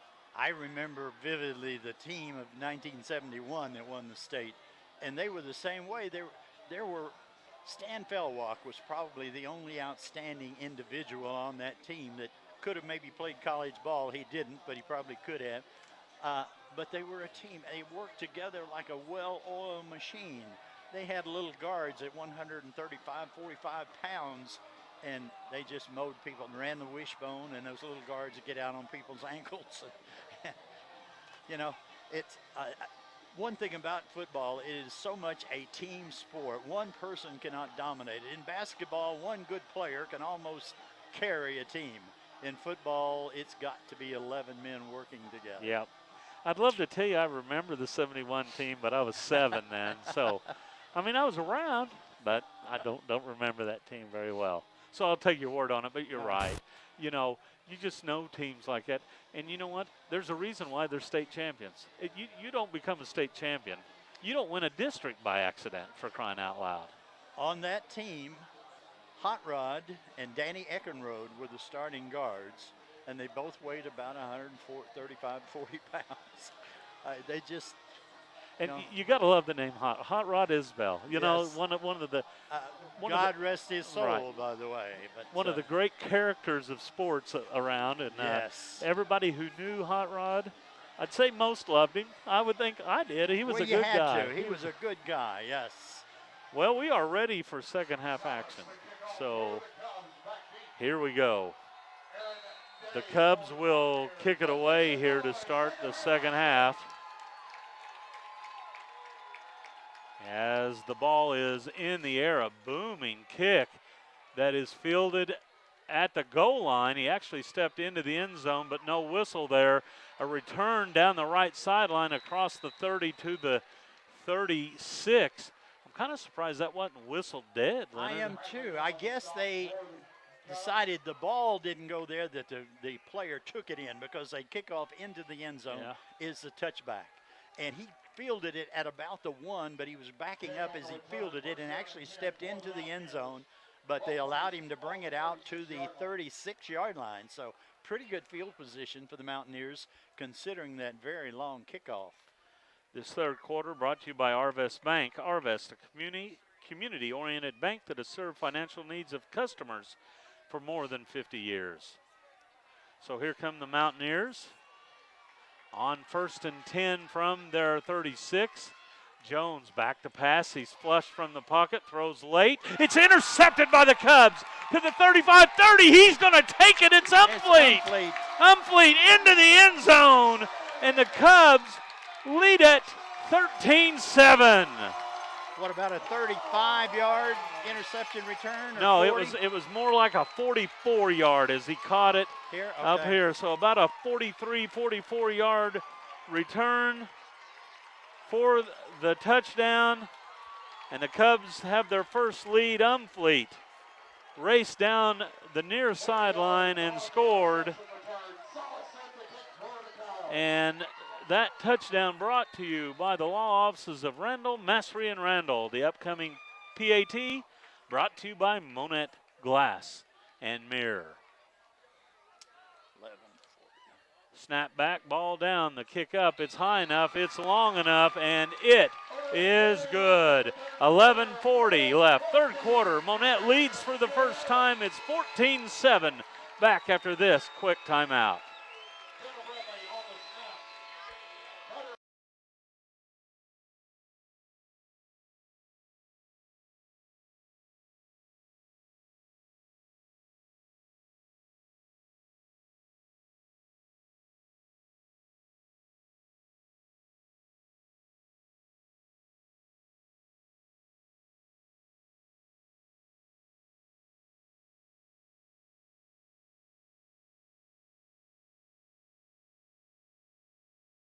Over 20 years of industry experience, they can tackle any unwanted insect or pest with an affordable, safe, and effective method. Be sure to call Daniel Vineyard today at 772-4177. Well, that's a great start to the second half. On that play, the line was forcing Jones, putting great pressure on him and forcing him to run to his left, which is hard for a quarterback to throw accurately, a right-handed quarterback running left. That had something to do with that interception. Yeah, he tried to throw it back across his body and really just threw it into the waiting arms of Umfleet. But he was Johnny on the spot, took the interception down the sideline for the score. So the Cubs will kick it away again. Kickoff is in the air. This one more of a line drive kick that's fielded at the 9-yard line. Return set up there to the 15, out to the 20, and finally pushed out of bounds. That was Prescott, and a late flag comes out now, so that's going to cost the Cubs an additional 15 yards for a late hit as Prescott was pushed out of bounds late. Cole Davis finally got him out of bounds, and I guess he didn't turn loose of him soon enough because he had broken a tackle or two, and Davis was going to be sure that he got him out of bounds, and they called a personal foul on it. So Mount Vernon again is going to start with pretty good field position due to that. Otherwise, they would have been at about their 25. This is going to put the ball at looks like the 37-yard line. You know, Leonard, there's been 6 accepted penalties tonight, and I think 5 of those flags, or at least 4 of those flags, thrown by the same official. You know, sometimes you get a crew where you have a guy who dominates the flags. Yes. And that appears to be the case here tonight. 1st and 10 from the 37-yard line. Jones, empty backfield as he takes the snap. Nearly loses the ball on a fake handoff and then is able to go forward across the 40, and a late flag comes out. Again, a gain of about 5. We'll see if it stands. Ray Vialta and Cole Davis on the stop for the Cubs. Face mask penalty against the Cubs. So the Cubs are going to move the ball right down the field for the Mountaineers, it looks like.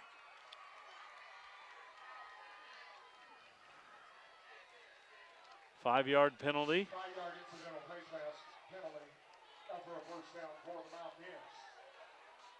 Well, Jared's calling it a first down, but have the officials called it a first down? Yes, they have. Now. They weren't so sure about it, but Jared talked them into Jared it. called it, so they had to move it. First and Mountaineers from the 47.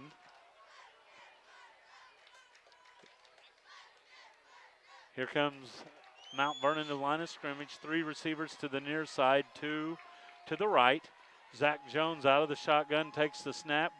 Will run it himself up the middle he goes. Nice hole there as he gets across the 50 down to the Cub 46-yard line. Harrison Merriman and Jamie Gwynn on the stop.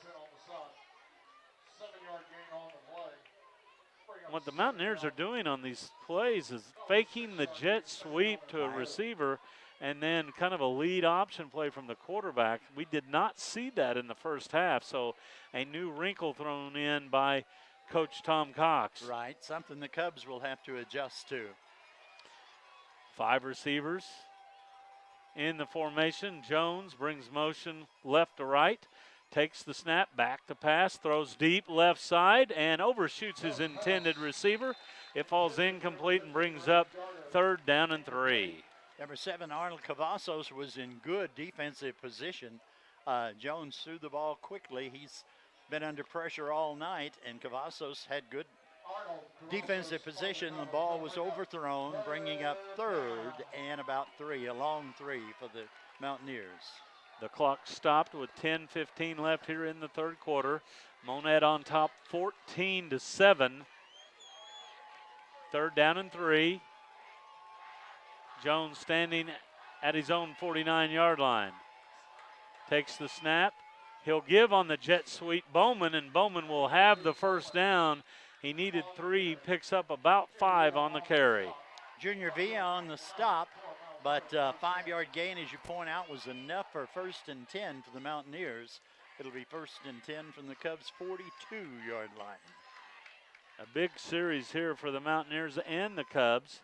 Monett has gained the lead for the first time. We'll see if the defense can stiffen here.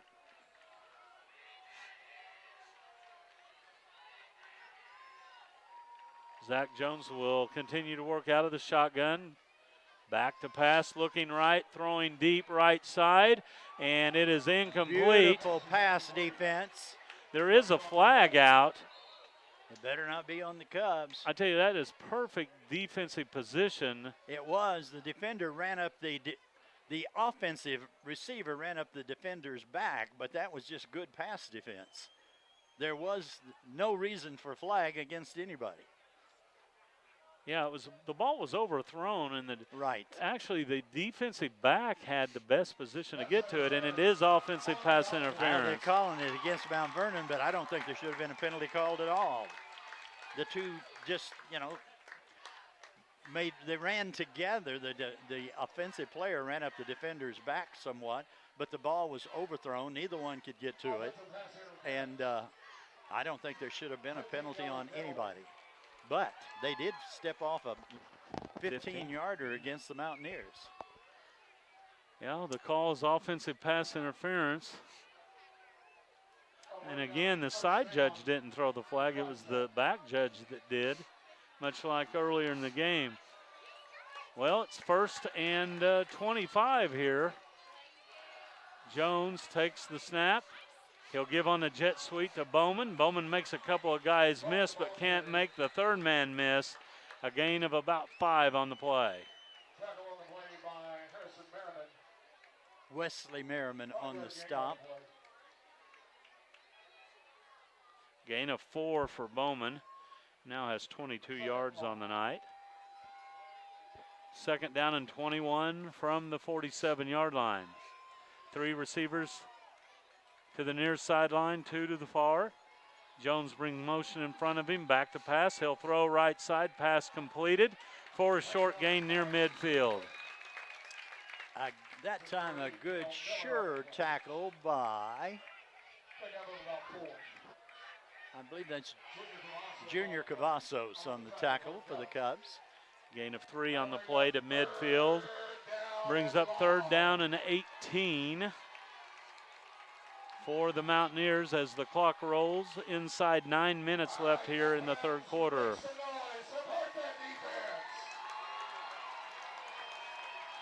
Front midfield, here come the Mountaineers. Jones takes a high snap, pump fake, throws left side, overshoots his intended receiver. There was minor contact there. The Mountaineer receiver wanting a call did not get it. The pass overthrown, it falls incomplete. Arnold Cavazos was the defender. Mason Bailey was the intended receiver, and I thought that was pass interference on us, Benji. But there was contact between the receiver and the defender. It wasn't flagrant, but I could have seen them calling off the defensive pass interference on that one. If it was on the other side, it could have very well been. Yes. Fourth down and long, punt unit on for the Mountaineers. 2 Cubs back deep near the 20-yard line. The Mountaineers punting into a pretty good breeze here. The kick away is a good spiraling kick that is caught at the 14-yard line. Return set up coming near side, but the Mountaineer defense all over that as the Cubs will take over near their 10-yard line. Number 5 for the Mountaineers made an impressive, Peyton Presnell made an impressive tackle there to prevent the Cub receiver from getting outside and gaining any yardage whatsoever. It's going to be 1st and 10 for the Cubs from their own 12. Just a reminder that tonight's third quarter brought to you by Arvest Bank, a community-oriented bank that has served financial needs of customers for over 50 years. 1st and 10 Cubs from their 12-yard line. Dive play, Majors going off left guard, able to dive out to the 15-yard line for a gain of 3. Isaac Burks and Braden Martin on the stop for the Mountaineers. A gain of 3, 2nd and 7 for the Cubs.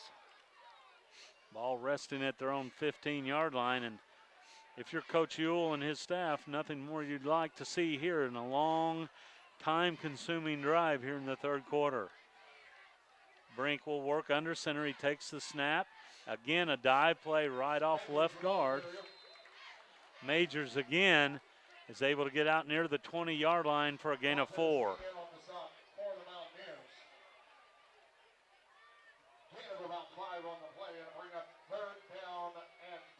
Again, Isaac Burks and Fontes Key on the tackle for the Mountaineers. Going to bring up 3rd and a long 2 for the Cubs. Ball resting right at the 20-yard line. Carter Brink looks over the defense. He'll give to Majors, and Majors has his legs cut out from under him as he's close to the first down. And this will depend on the mark. I believe he'll be just a little bit short. And he comes up hobbling a little bit, Leonard. Tristan Shipman on the stop for the Mountaineers. They're going to measure, it looks like. And you're right. That Shipman hit him in the legs and could very well bruise the leg up. Majors was hobbling some as he got up from that. Yeah, I think that he was hit right in the shins. And, man, it hurts when you get hit in the shins. Looks like the Cubs will come up just a little bit short, about 4 inches. And I'm making that totally up, Leonard. It could be 5. Or 4.5. But it's 4th down, and what will the Cubs Back do in here? 16, Coach Ewell gambled quite a bit in situations like this. Let's see what he does tonight. Well, I don't see a punter. I do see Carter Brink lining up behind the center here on 4th down and less than a You've yard. got a powerful quarterback. Oh, well.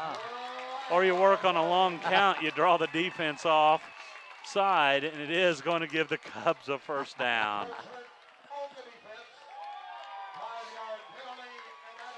That is a Monett Cub 1st down, and that's brought to you by Crown Power and Equipment north of Monett on H Highway. Shop the statewide inventory of equipment from all 7 Crown Power locations. A little bit of trickery there by the Cubs. I don't know if they were going to go for it or whether they were going to call timeout and just after the long count. But they didn't have to get to that point as Mount Vernon jumped. When the wing back went in motion for the Cubs, Mount Vernon jumped. Here's a new fullback into the game for the Cubs, getting his first carry of the night. Number 21 for the That's Cubs. Corbin McCulley. Yes. Corbin McCulley with his first carry. A 5'9" sophomore. Picks up, well, they'll give him a few inches. We'll call it no gain on the play. 2nd and 10. Majors is down here on the trainer's table right now, and they're actually looking maybe at his calf here. We'll see. Here's a jet sweep coming to Gwynn. Gwynn across the 30 to about the 32. He'll pick up about 4 yards, and will bring up 3rd down and 6. 35, that's Sam Burks, and 66, Dominic Dawson on the stop for the Mountaineers. It's going to bring up, yes, 3rd and 6, as you point out. Big play here for the Monett offense as they face 3rd and 6. Wide receiver split left and right. Single back behind Brink. Carter takes the snap. He'll roll to the right under pressure. Still with it, cuts it up, makes a man miss, and dives close to a 1st down. Finally tackled by number 8, Cale Miller, and number 41, Braden Martin. And they're saying it is a 1st and 10 for the Cubs. And that 1st down brought to you by Crown Power and Equipment north of Monett on H Highway. Well, Brink doing it on his own that time. He was running for his life. Yeah, he was. But he did a good job. Well, I'm looking for Majors on the sideline. He's off the trainer's table, but standing there talking to the trainer still. Carter was expecting to throw the ball on that play, but he didn't have time to set, and he had to run for his life and managed to find an opening and get the 1st. Brink back to pass on 1st down, throws deep near side, has a man, but it's tipped away at the last second. What a great play by, I believe that's Bailey who made the play. No, it's Prescott. Bailey was the primary defender, but Prescott dived through the air, and it would have been complete, but Prescott got a hand on it and slapped it away. Bailey was in good position, except he was beaten by a step, and Prescott came over, helped him out, and slapped it away. Good defensive play there from the Mountaineers. Well designed play by the Cubs, because the Cub receiver had gotten behind the defender, but the safety came over and slapped it away. 2nd down and 10 for Monett. Here's a sweep to Umfleet, running left, cuts it up, has some running room to midfield, spins away from a tackle, and continues to drive inside the Mountaineer 40.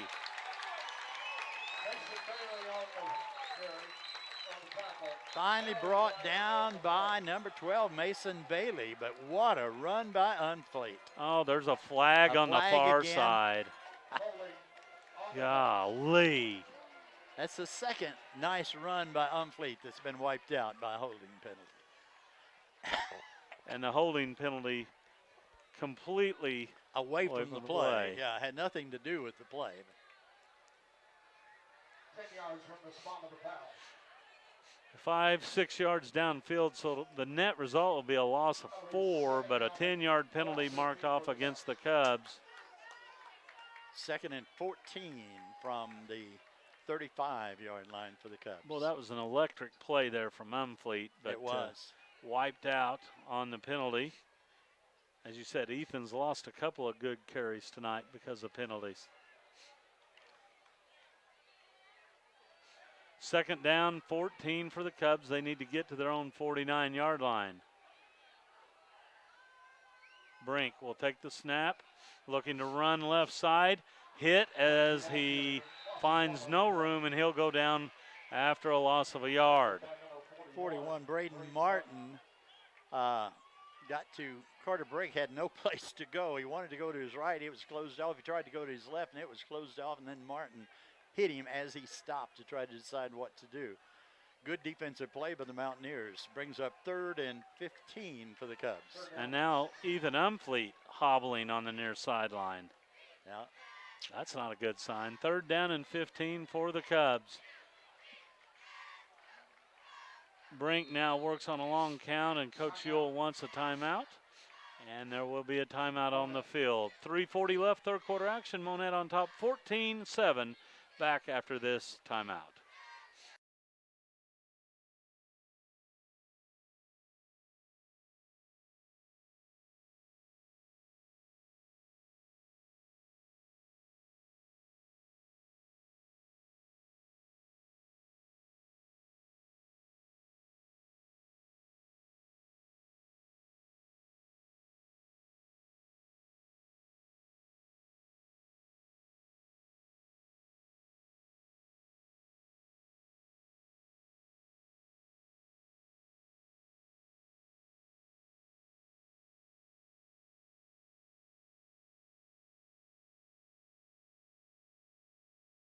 Time you attend a high school game, think of how you'll be remembered. Be sure to choose good sportsmanship. This message brought to you by Access Family Care, providing high-quality medical and general dentistry care throughout all of Southwest Missouri. A big thank you to Access Family Care, one of our newest sponsors. 3rd down and 15 for the Cubs. After the timeout, Monett sends wide receiver wide to the right. Brink will give on a dive play right side, and the Mountaineer defense all over that one. 1-yard gain by the back that time. McCulley picks up a yard, 4th down and 14. Zach Bray on the stop for the Mountaineers. 4th down and a punting situation for the Cubs. I wonder if Umfleet can punt. Well, he's not out there. Yeah, and here comes Brandon Majors in as well. Majors is limping out there. I think they're still short. 1, 2, 3, 4, 5, 6, 7, 8, 9, 10, and here comes a new punter. And the punter's Cole McCullough. So McCullough pressed into duty here. He gets the snap, kicks it away. It's a low line drive kick. Barely got off the ground, but it'll be a good kick. The Cubs think that the Mountaineers touched it, but I don't think they did. But that kick, you're right, it never got more than 3 feet off the ground. It went between the linemen and rolled. It turned out to be a pretty effective punt. 32-yard punt for the Cubs. No return. And it's a wonder that thing didn't hit somebody. It is. It was. I mean, it was snaking its way through offensive and defensive players. But you know what, Leonard? One of the officials threw a beanbag or something about the 43. There was something out there, but it's no longer on the field, so I guess the play stands as called. Ethan Umfleet is out at his safety position, so that's a good sign. 1st and 10 Mountaineers. Zach Jones out of the shotgun, takes the snap, flips it right side to Bowman. Bowman hit in the backfield, loses the ball. It comes out, but I think he fell right back on it. No gain on the play to be 2nd long. I think it was Junior Cavazos on the tackle for the Cubs. A gain of what? Nothing? Yeah, no gain on the play. No gain on the play. 2nd and 10. Good reaction by Cavazos to get up there quickly and make the tackle. Mountaineers come out with 4 receivers, 1 to the right side, 3 to the near sideline. Snap back to the quarterback. He's going to call his own number. He's hit and dropped. The ball came out, Leonard. This could be a fumble. Monett believes they have it. And the FAR official says, they're no, ruling you it didn't. down. loss on the play. Rainey open. Man, the Cubs are convinced that they had the ball Cubs there. defensive line did a good job of collapsing on Jones that time and not allowing him to get back to the line of scrimmage. And he did cough up the football, but they said it was down. So Third and 12. Clock rolling inside, 1:25 left here in the third quarter. Jones back to pass, will throw right side, has a completion to Prescott, but short of the first down. And Junior Cavazos with a good tackle this time. Our tackling is looking better in this half than it did in the first half. Gain of 6, and it'll bring up fourth down and about 6 or 7. Mount Vernon appears to send on their punt unit as Treston Shipman steps back near his 23-yard line. Monett needs to be careful here. It's this time of the game where Tom Cox pulls out a rabbit out of his hat. The punt away, a booming kick that is caught at the 30, and a short return gives the Cubs the ball at the 32-yard line. 33-yard punt, a return of 3 yards. Carson Bowman and Aaron Day on the stop for the Mountaineers. Well, the Cubs have weathered the storm so far. Now let's have that long clock-killing drive that results in a touchdown. The third quarter is just about history. It really is, and I know back in the days of Marty Schottenheimer what would happen here. He'd hand it to Christian Okoye and get to the fourth quarter is what he would do.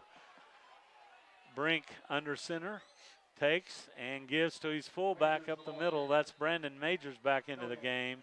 He stood up at the line of scrimmage. It'll be second long. Once again, Isaac Burks in on the stop along with Sam Burks. And Leonard, what that will do, will get the Monett Cubs to the fourth quarter because they'll let the game clock go down to 0. So our score after 3, the Monett Cubs 14, the visiting Mount Vernon Mountaineers 7, back with fourth quarter action after this timeout.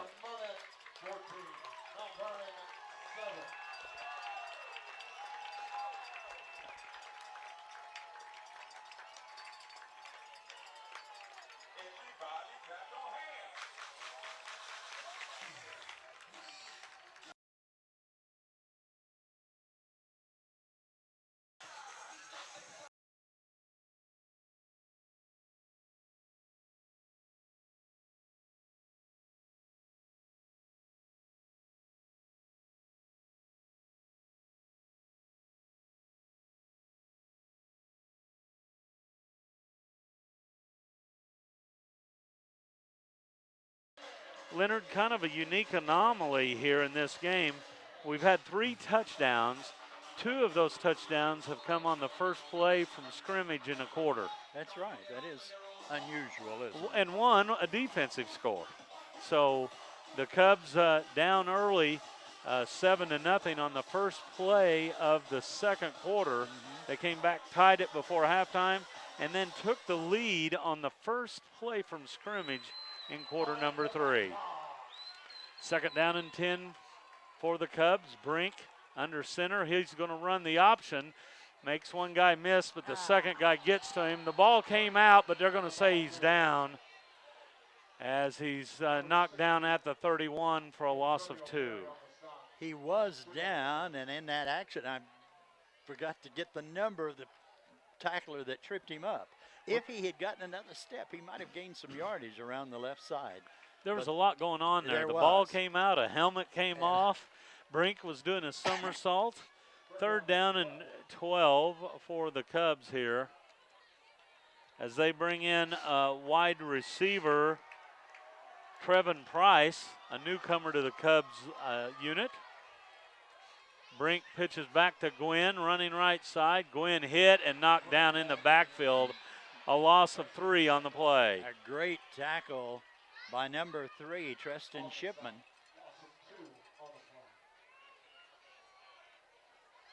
Boy, Jamie Gwynn has been contained tonight, hasn't he? He has 22 yards tonight on 6 carries. And that's going to bring up a punting situation for the Cubs. Umfleet back in to kick, I believe. I believe so, yes. Line of scrimmage is the 29-yard line. Umfleet gets a good snap. The kick away is a high but short kick.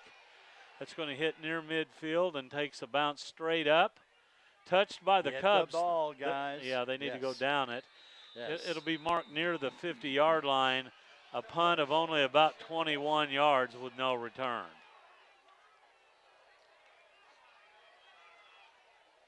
Okay, the ball was clearly touched. But it's still a free ball for Mount Vernon. Yes, they could pick it up. They can pick it up and get hit and fumble, and they'll still get it back there where the Cubs touched it. The worst they can do is get it where they touched it, but they could pick it up and run for a touchdown too, and it would be perfectly legal. Yeah, that's called the rule of first touch. And when the punt coverage team touches it, but it's still live, any offensive player can pick it up and run with it without penalty. So even if Mount Vernon would have got that and fumbled, they could elect to bring it back to the rule of first touch. That's the reason the punting team needs to be sure they go down that ball and not just touch it. I've seen some wacky plays occur after that at all levels. 1st and 10 now for the Mountaineers. They have it right at the 50, so now the Cub defense will have to rise up here and make a stop. Jones out of the shotgun, looks left. He'll throw left. The ball is tipped, caught down the sideline. This one may go for the score. Touchdown Mountaineers as Rafe Darter scores from 50 yards out. Arnold Cavazos had pretty good defensive position and may have tipped the ball. It didn't go cleanly into the receiver's hand. It was tipped up in the air, but the receiver brought it down in, and by then he was behind the defender and simply ran it into the end zone for the touchdown. And here's another anomaly. Both scores for Mount Vernon, exactly 50 yards. A critical PAT upcoming here. Who was that receiver? That was Darter. Darter scored from 50 yards out. Bailey to hold the attempt.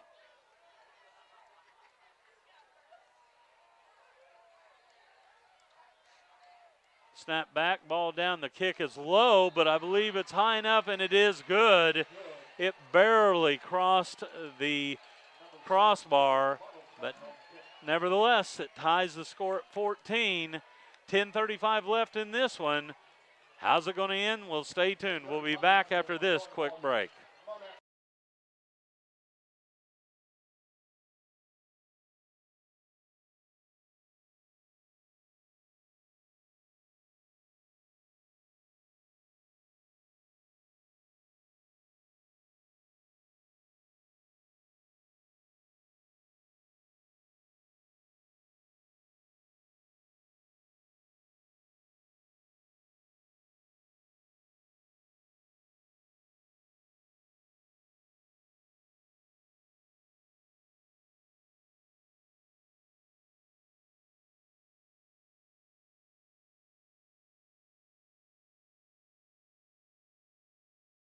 Over 20 years of industry experience, Home Shield can tackle any unwanted insect or pest with an affordable and effective method. Call Daniel Vineyard at 772-4177. Well, we're down to the final 10.5 minutes here, and it's anybody's contest. Monett 14, Mount Vernon 14. Monett will receive the kickoff.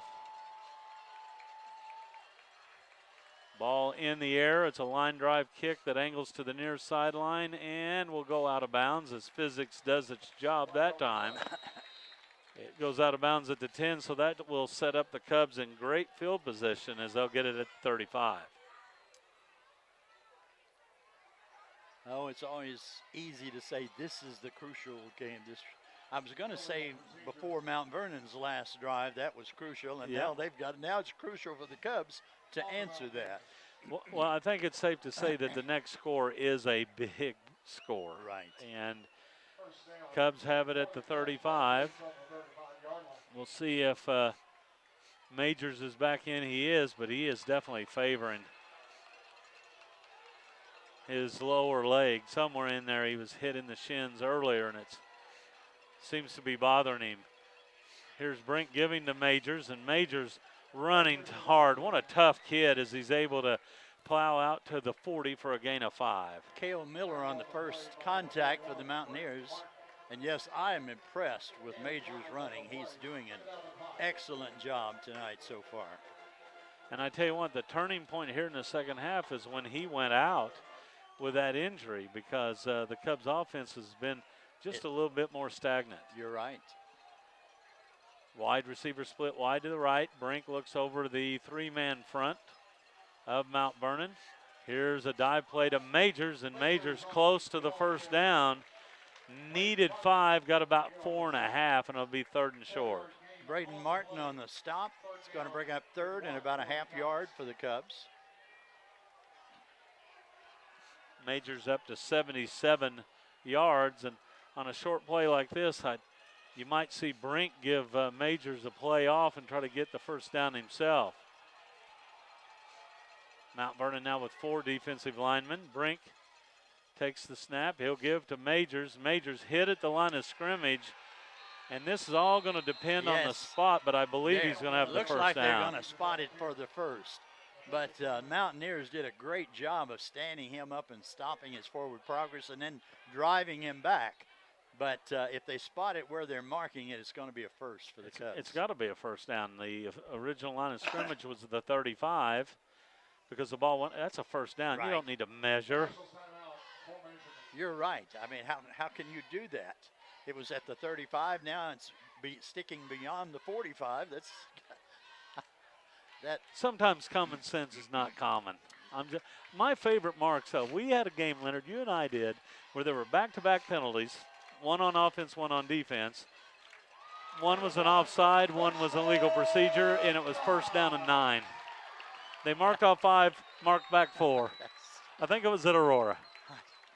So, you just never know about these guys. They do a good job, but it had to be a first down. The ball is right down the middle of the 45-yard line. The drive started right down the middle of the 35-yard line. That's 10 yards. I'm just saying. Correct. I'm a numbers guy, First and 10 for Monett. They now have 11 first downs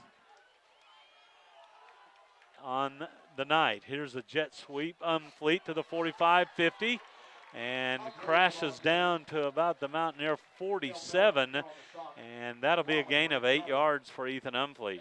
Number 15, Rafe Darter on the stop. I was looking for a flag when Umfleet got the ball, and amazingly, there wasn't one. If it had been jet sweep to the right, there might have been one. 2nd down and 2. As the Cubs need to get to the Mountaineer 45 for a first down. The clock rolling with 8:40 left here in the 4th quarter. We're tied at 14. Brink under center will give to Majors. Up the middle he goes, and he'll fall forward for a first down, a gain of 3. Number 30 for the Mountaineers. That is Fontes Key on the stop for the Mountaineers. But as you point out, gain was sufficient for 1st and 10 for the Cubs. The ball now in Mountaineer territory at the Mount Vernon 44. That first down brought to you by Crown Power and Equipment. North of Monett on H Highway. Meet the factory-trained pros of Crown Power. First down Cubs. Wide receiver split wide to the right. Flanker to the right side as well. Jet sweep, Gwynn cuts it up to the 40s, to the 35, to the 30. Still on his feet as he dives down to about the 24-yard line for a gain of 20. Tripped up by number 20, Jagan Prescott, with a little assistance from Mason Bailey. But a big gain for the Cubs. 1st and 10 now from the Mountaineers' 24-yard line. First down brought to you by Crown Power and Equipment. You'll find the best deals on new and pre-owned equipment at Crown Power. A gain of 20 on the play, down to the 24-yard line as the Cubs approach the red zone. Again, a wide receiver wide to the right, slot to the right side. Here's a dive play, Majors. No, it's actually the quarterback, Brink, that keeps it. Brink cuts it up, gets down to about the 21 for a gain of 3. Carter faked it to the fullback and then ran in his wake behind him and picked up 3 yards, a decent gain on the play. In fact, I think it's a little over 3, but we'll call it 3. It's That was a second and great description of that play. He ran in the wake of the fullback. I love that because he did. He basically followed the fullback up the right side. Second down, and we'll call it a long 6, short 7. Brink under center, takes the snap. He'll give to Majors, and Majors pounds his way down near the 16 for a gain of 5. And that brings the Cubs into the red zone, and that's sponsored by JMB Trucking of Cassville. When you need to deliver results, call JMB Trucking at 847-1307, and here's hoping that the Cubs can deliver results at the end of this drive. Third down and 2 for the Cubs from the 16-yard line. Clock rolls with 6.5 minutes left in this one. Carter Brink under center, takes the snap, gives to Majors. And again, Majors has his legs cut out from under him as he gets close to the first down.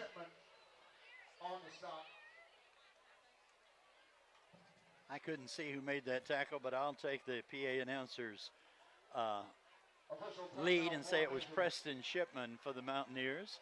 Going to bring up third and a short one, I believe, or are they going to measure? No, they're going to measure. They haven't decided yet.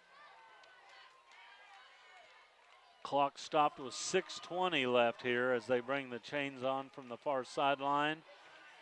And it's going to be a Monett Cub first down. For the Cubs.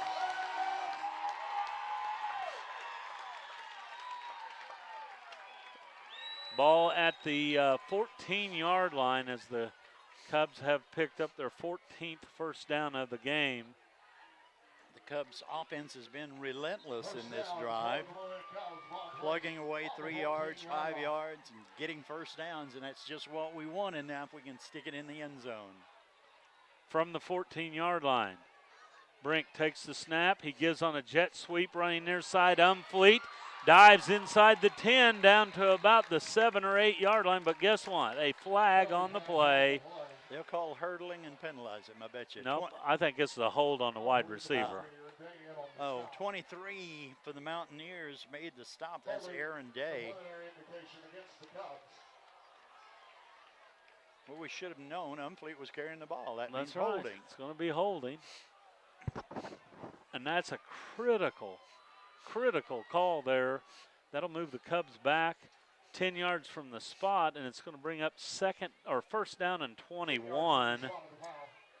And you just mentioned, Leonard, the Cubs have been methodical, and now at first and 21, it's hard to be methodical. Yes. So someone's going to have to make a play. They may have to pull out a pass play here. They've been doing it on the ground, but they may not have to, too. Here comes Brink to the line of scrimmage. Gwynn in motion. Brink pump fakes, throws deep down the middle, has a man at the goal line, but it is incomplete as Umfleet went up high for it. I can't believe Umfleet didn't catch that ball. It was right in his arms. I don't know if the lights might have gotten his eyes, but that was a perfect pass from Brink, and it went right through Umfleet's arms, and it wasn't a defender that knocked it out. Bowman was there, however. He was close, but Umfleet was behind him, and the ball got to Umfleet. I'm amazed that wasn't caught for a touchdown. It would have been a good effort as it was right at the goal line. Second down, 21. Carter Brink takes the snap, back to pass, setting up a screen, and there is contact early there, but there is no flag, Leonard, no flag. Well, I think it may have been beyond the line of scrimmage, and I don't think you can have pass interference behind the line of scrimmage. I think that was a good defensive play for the Mountaineers. Well, it's close, though. That was right at the 25. Third down now and 21. That was good defense on the part of the Mountaineers to defend that screen. They weren't fooled by it.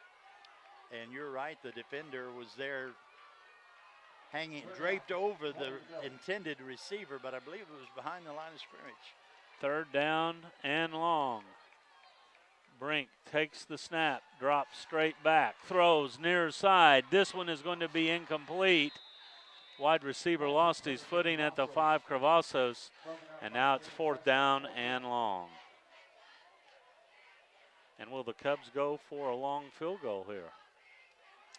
I'm thinking they will. Looks like, well. Tell you what, he has the leg, I'll tell you that for certain. Yeah, they were looking for the T. Alex Salas in. The play clock at 15 seconds, so the Cubs have time here. T being put down at the 32, so it'll be a 42-yard kick. Snap back, ball down, the kick up. It's high enough. Is it long enough? No, it is not. It is just short. It was straight, but it was about 3 or 4 yards short of the crossbar. And look at Old Glory. It's out a little bit. There's Yeah. just enough of a breeze that that ball held up. And it fell short. Probably by about 2 yards, maybe 3. But in high school football, Mount Vernon will take over at the 20 because the ball went into the end zone. Right. It's a touchback. It's a touchback. And now it's the Cubs defense facing the challenge. 5:26 left here. And a whistle stops this play. That was a strange looking formation by Mount Vernon. Yeah, it there. was. They're going to run some sort of power play, but the It Cubs, looked like no, it's an official timeout. Huh. Well, Mount Vernon came out in a different formation. It looked like they were going to run some sort of power sweep, and the whistle stopped it. Mount Vernon coaching staff not really happy about that. But nevertheless, clock stopped with 5:25 left. Well, Leonard, one play. It's going to come down to a play somewhere, somebody, and sometime soon. it's an exciting football game. You can't deny that. And it's all that we, wanted it to be, but a very even contest. And whichever team loses this game can feel like they're the equal of the other team. I still feel like the Cubs have, maybe it's the fact that they've consistently moved the ball better than Mount Vernon that I'm impressed with. But both teams are very talented and can have a very good season, I think, based on this, what I've seen here. Absolutely. It's been a tremendous contest here at Burrow Fowler. Both teams back out onto the field. Mount Vernon has it 1st and 10 at their own 20. Cubs need to muster some pressure on the quarterback here. Jones back to pass, flips it out to the sideline. It is incomplete, and it will bring up 2nd and 10. The Cubs alertly, Cole Davis fell on that football because anytime there's a pass like that, if it's a lateral, it could be your ball, but it was a little bit forward, not very much forward, but the officials immediately ruled that it was an incomplete forward pass. Jones back at quarterback.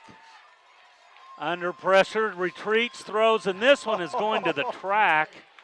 And I want to see where a flag comes out of here. This has got to be at least close to intentional grounding. What tremendous pressure from the Cubs defensive line. There we go. Yes, and there was no receiver anywhere near the area. Jones just flung it out of bounds to keep from getting sacked, and they did call intentional grounding.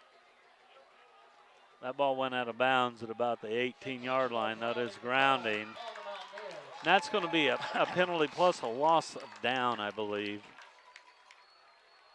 So we'll see how this plays out here.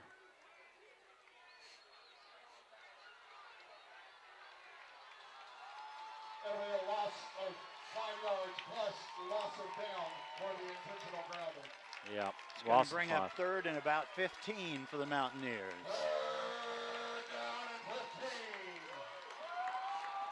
Well, here's one of those crucial plays. We'll see what happens here. Now they're moving it back even further. That's a 10-yard penalty from the spot, I guess. I don't know. It's a 15-yard penalty. It's 3rd down and 25. And now Jones will need to be careful to stay out of the end zone here. Could a safety determine this one? Jones back to pass, has time, throws left side, has a man, it's caught, and he is out to the 50-yard line. That is unbelievable. What a play from the 5 to the Cub 49. And unbelievable that the Cubs would let that happen. That's an example of their inexperience at their defensive halfback position. I'm not sure who made that tackle. Was it number 13? 46-yard gain and a first down on 3rd and long. Here's a draw play to Bowman, and Bowman knocked down and loses the ball. And the Cubs may have gotten it, Leonard. Fumble on the play. We wait for the official signal. And the Monett Cubs, do they have it, Leonard? Haven't signaled yet. I don't know. Cubs are saying yes. Yes, but I haven't seen a signal from the official. Now I see it. Cub ball. Cubs football.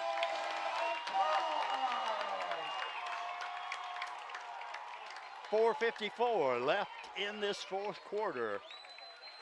Will this be the final quarter, or will we have overtime? We might have some free ball tonight. We'll see. 4:54 left. Boy, just the perfect amount of time for a 5-minute, for a 4:45 drive here. Are we asking too much from this Cubs team? I don't think so. We'll see what happens here. The senior quarterback, Carter Brink, from the 47, gives on a dive play, and boy, there was some communication issues there. That handoff didn't look all that firm to me. I worried about that. Yeah. No gain on the play. They stopped. Brandon Majors. Brandon Majors for no gain. And that's about the first time tonight that they have done that. Well, that handoff was way high in his chest. It didn't look good. 2nd down and 10 from the Cub 47. Majors is the tailback. Brink back to pass, throws, has a man Gwynn, but it's intercepted. Intercepted by Prescott at the 31-yard line. Great defensive play. Gwynn was there, but the defender was there too, and he cut in front of Gwynn and picked it off. So we swap out turnovers here, and now Mountaineers have the ball back with a chance to put on a late drive here and win the game at the end. And they'll have it at their own 31-yard line. Back and forth we go. I think that ball was a little underthrown. I think if it had been thrown a little longer, I think Gwynn might have had a chance for it completed for touchdown. Movement up front. Cubs say that the Mountaineers moved. And it is procedure against the Mountaineers. They've been penalized 1, 2, 3, 4, 5, 6, 7 times tonight. 1st and 15 for Mount Vernon. I think that was Umfleet who was bluffing it, as if he was going to rush through the line, and the lineman flinched, and that was just enough. 1st and 15. Jones takes the snap, gives to Bowman, running left. He's hit near the line of scrimmage, and down he goes after a short gain. 3 or 4 Cub tacklers on that. Cole Davis and Ray Vialta, 2 of them. Gain of 1, 2nd down and 14. The clock rolls at 3:45 left. Play clock inside 20 seconds. All of a sudden, Mount Vernon not in a big hurry. Jones will work out of the shotgun. Bowman stands to his right. Flip the ball to the near sideline, intended for Bailey. It falls incomplete. And I'm sorry, go ahead. I was going to say Junior Villa was coming through the line and putting pressure on Jones, and that probably had something to do with his throwing it so quickly and incomplete. And Mount Vernon has Monett right where they want him. 3rd and long, but 3rd and long on offense. But they're not at the 50. True. They only score from the 50. Well, let's hope that's true. 3rd down and about 14 from the 28-yard line. Jones back to pass, setting up a wide receiver screen. Cubs defense all over it. A gain of only about 4 yards. Gunnar Bradley in on the stop, along with Ray Rialta. 4th down and 9. Gunnar Bradley, the main tackler on that play, and a good defensive play by the Cubs. Going to bring up 4th down, 9, as you say. 2:55 left. Cubs have plenty of time to, if they'll field this punt cleanly and mount a drive and pull it out right on the last play of the game. Boy, you did that one time. You called that. I can't remember where we were, but you said that one time, and it actually came to fruition. Snap back, a good one. The kick away is a beautiful kick. That high is a beautiful tumbling kick. Caught at the 27-yard line. Return set up there, a gain of 5, and the Cubs will take over there. Good coverage by the Mountaineers. And number 5, one of those, Peyton Presnell. 40-yard punt, 5-yard return. Okay, the Cubs have their work cut out for them. 68 yards to go for a touchdown is what I meant to say, from the 32. If they can get it down to the 20 or so, though, I think Alex Salas might be able to hit a field goal. He was almost had the last one. Brink will work under center. He's going to call his own number on a sweep. And a good 1st down play nets him about 5 or 6 yards. It'll be 2nd down. Isaac Burks again on the stop. Isaac Burks is having a tremendous game for Mountaineers on defense. A gain of about 6, 2nd and 4 for the Cubs. And we hit the 2-minute mark left in this one. We're tied at 14 here at Burrow Fowler. Majors, the tailback, behind Brink. Brink takes the snap. He'll run the option again, keeps it himself, and he'll have the first down.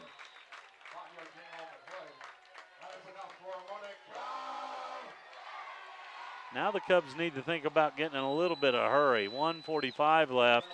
They have it 1st and 10 at their own 44-yard line. Cale Miller on the stop for the Mountaineers. How many timeouts do the Cubs have? Cubs have 2. 2. Mountaineers have 3.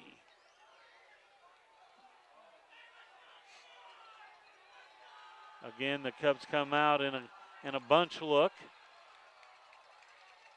Back to pass. Brink has a man wide open. Caught at the 30, 25, 20, 15, 10, 5. Touchdown, J.R. Cavazos. Cavazos from 56 yards. Now 60. Huh? Oh, that's right. 56. He had gained from 56 yards.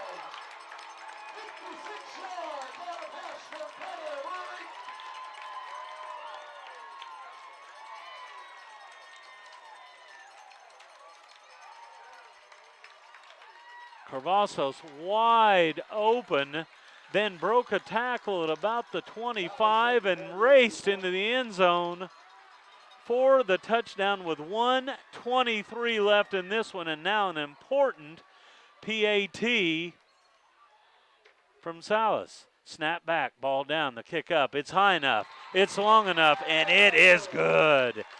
1:23 left in this one.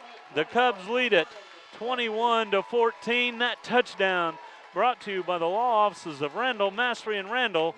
If you need an extra point or two from a trusted lawyer, be sure to call them at 235-8688. The extra point brought to you by Monett Glass and Mirror. If your kitchen window looks like it's been hit by a middle linebacker, or your windshield was just cracked by an errant pass, call Monett Glass and Mirror, where if it shatters, it matters. Well, Leonard, that was a pretty good play. What do you think? Beautiful play. And I thought he was going to be, he was actually caught, but the tackler didn't miss the tackle, didn't get him down. He didn't just break free and run into the end zone. And Cavazos did a good job of staying on his feet. And, of course, he did a good job of catching the ball. It was a perfectly thrown pass right in his arms. It was, and Brink, It was actually kind of a throwback pass. He came from the right side of the formation and came back to the left. Well, and they sent Jamie Gwynn out this way to Mountain Vernon was watching him. They thought it was going to be a flare pass Yep, to Gwynn. yep. And well-designed play and a well-executed play by the Cubs.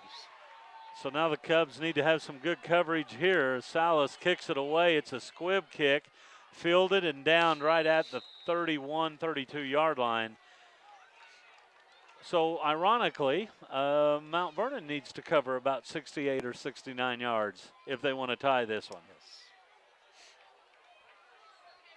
Well, if nothing else, the fans have got their money's worth in this one. Mount Vernon takes over first down and 10. At the 31, they need 69 yards here in the final 81 seconds. I don't see anyone leaving here, but No. yes, a very exciting football game. So Jones will remain in the shotgun. Back to pass. Looking down the middle, throws near side. It's incomplete off the hands of Bailey to bring up 2nd and 10. Cole Davis was there on the defense, but the pass led Bailey just a little too much for him to bring in. It could have been completed if it had been on the money.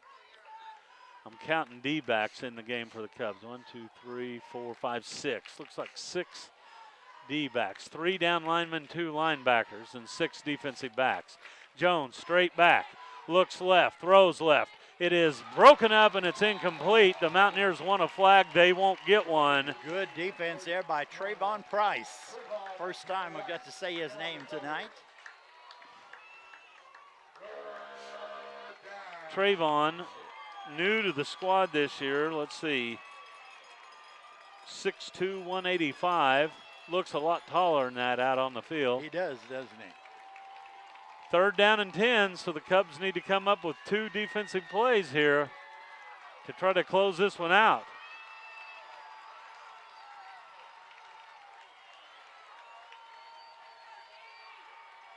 Jones rolling to the right, being flushed from the pocket, throws deep down. Should be intercepted. It is caught. It's caught. Oh, that was so bad by the Cubs. The Cubs had 3 defenders there that should have intercepted. They tipped it up in the air to the receiver for a completion. And a first down, a big gain. It was 1 offensive player, 3 defensive guys. Any one of the 3 could intercept picked it it. off, but they misjudged it, got their hand on it, and tipped it up to the offensive player behind them. So from the Cub 36, here's Jones, pump fakes. Throws late, has Bailey at the 35, and he'll sidestep out of bounds near the 30 for a gain of 6.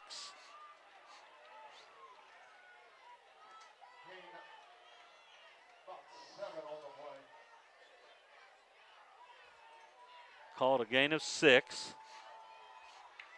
Well, my stat sheet's all over the place. I'm just telling you. Just telling you. Ball at the 29, so 2nd down and a long 3. Jones looking left, throwing deep left sideline. Up for grabs. It is caught, but I believe it's out of bounds. It's an incompleted pass. Great effort by the wide receiver, but he came down out of bounds. That's right. Tremendous catch, but it carried just to the sideline. He caught it as stepped out of bounds.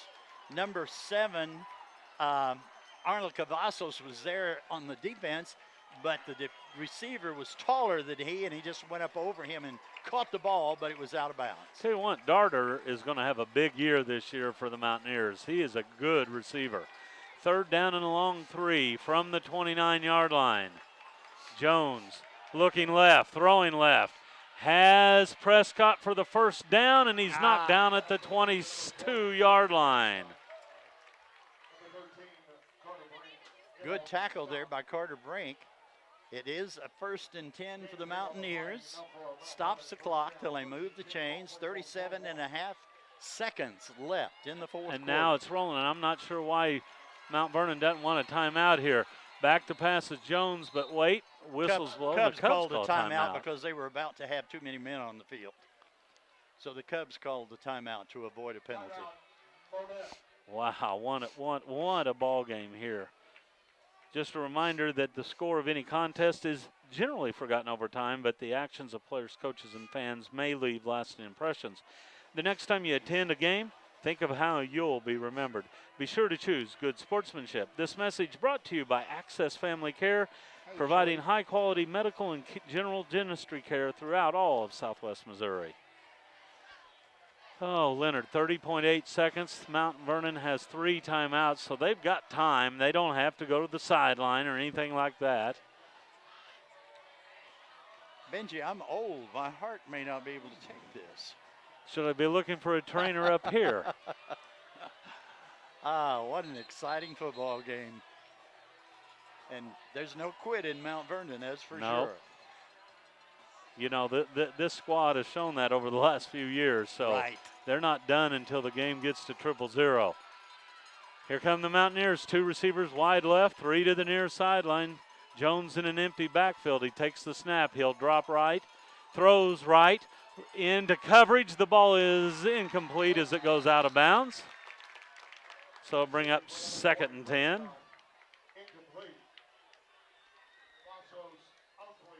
2 wide receivers there. Good coverage there by Ethan Umfleet and Junior Cavazos. And Jamie Gwynn were all in the area. Now the Mountaineers want a timeout. We'll keep it right here.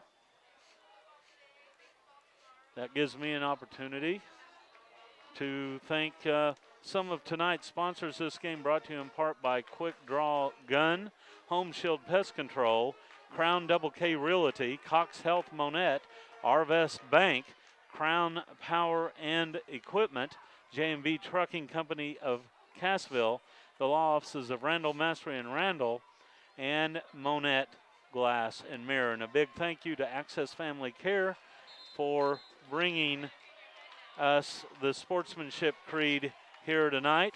After tonight's game, we will also recognize the player of the game, brought to you by Crowder College in Neosho. 2nd down and 10 from the 22. Jones back to pass, screen pass up the middle, and a Cub defense there to make the play. Ray Villalta, I believe.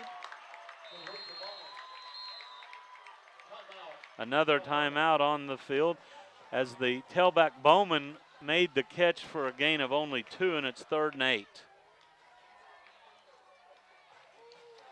Great defense there by the Cubs. I wondered if Tom might try a screen pass, thinking to spread everything out and break it up the middle, but Villalta was not fooled and made a good, sure tackle. It's going to bring up 3rd and 8 from the, 20-yard line. 20-yard line, yep.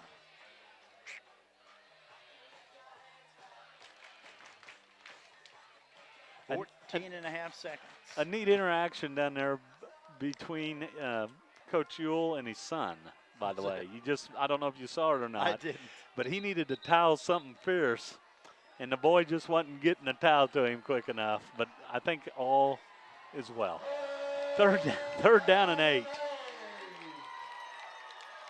Mountaineers come out with 5 wide receivers, so Jones will stand in an empty backfield. And there's a timeout on the field again. The Cubs are going to expend their final timeout. So at some point, the players are going to have to determine this one because they're out of timeouts. At least the Cubs are. Mount Vernon with 1 left. 14.5 seconds left in this one, and what has turned out to be a wonderful, wonderful game. And look, some of the folks, I think, from Mount Vernon were wanting to get a quick start to the parking lot, but they're hanging around the fencing on the, what would that be, the northeast side of Burrow Fowler. Right. And then you got some down here along the railing over on the stands. They want to get as close to the goal line as they can. Exciting, to say the least. Certainly different than last year's Mount Vernon game. It was lopsided. Yeah, it was 37-7, I believe the score was in that one. Here it's Monett 21, Mount Vernon 14. Zach Jones takes the snap. He'll roll to the right. Plants, throws to the corner. It is overthrown and falls incomplete, but there's a flag, and there's going to be an interference call upcoming here on the Cubs. Potentially. Wesley Merriman was forcing Jones to throw the ball before he wanted to. He overthrew the receivers badly. If there's an interference call, it's unfortunate because it had nothing to do with the play. Well, they're talking. The pass was uncatchable. Yeah. They're going to pick it up, I believe. No, they're talking to the offensive captains, so they're moving it down to the 10, so a 10-yard penalty, half the distance to the goal line, automatic first down for the Mountaineers, and 8 seconds left in this one. Is that time for one play or two? We'll see here. First and goal from the 10. Bowman in the backfield next to Jones. He takes the snap, back to pass, has time, throws over the middle. It's tipped. Is it intercepted? Intercepted by the Monett Cubs. Intercepted by the Monett Cubs, Gunnar Bradley. One Cub defender slapped the ball away, and Bradley dived and intercepted it. They're discussing Now it. they're calling it an incompletion. I don't believe that's right. I think he intercepted it. But I guess we go by what they said. It looked like Bradley intercepted it, but they say that it. Well, guess who made that call? The guy on the far sideline, who was on the near sideline in the first half. He has got a good set of eyes, I'm telling you. Man. Tremendous defensive play. The Cub, one defender slapped it away from the receiver, and Bradley approaching the play, looked like dived and caught it before it hit the ground, but it may have hit the ground. We don't have the convenience of replay to run it backwards and forwards and slow speed and see. It's amazing what they can do with that. Oh, absolutely. And it's amazing how many plays look one way, and after the replay, you realize it was the other way. Yep. Well, the Cubs thought they had sealed a victory. They'll need to come up with one more defensive play, barring a defensive penalty. Right. Game cannot end on a defensive penalty. Here we go. 2 seconds on the clock. No timeouts remain. Mount Vernon has it. Second down and 10 from the 10. Jones takes the snap, rolls to the right, throws over the middle, and it's caught for a touchdown. What a tremendous throw. What a tremendous catch. The Cubs had defenders there by the receiver, but they couldn't get to the ball, and a tremendous play by the Mountaineers.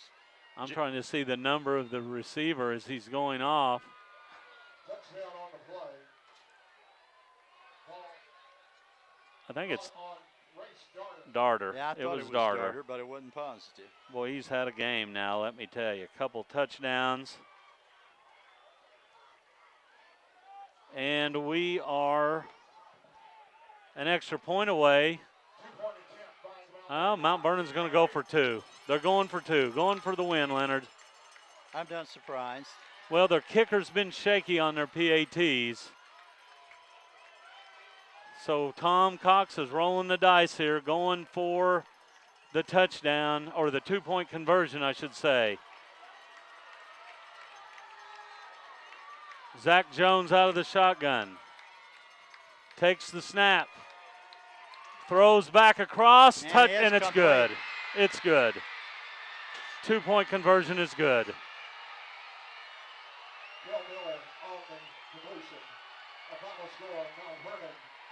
2-point conversion is good. Was that to Darter too?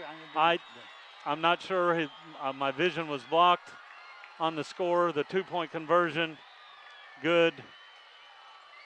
Mount Vernon wins it 22-21 in a disappointing ending here.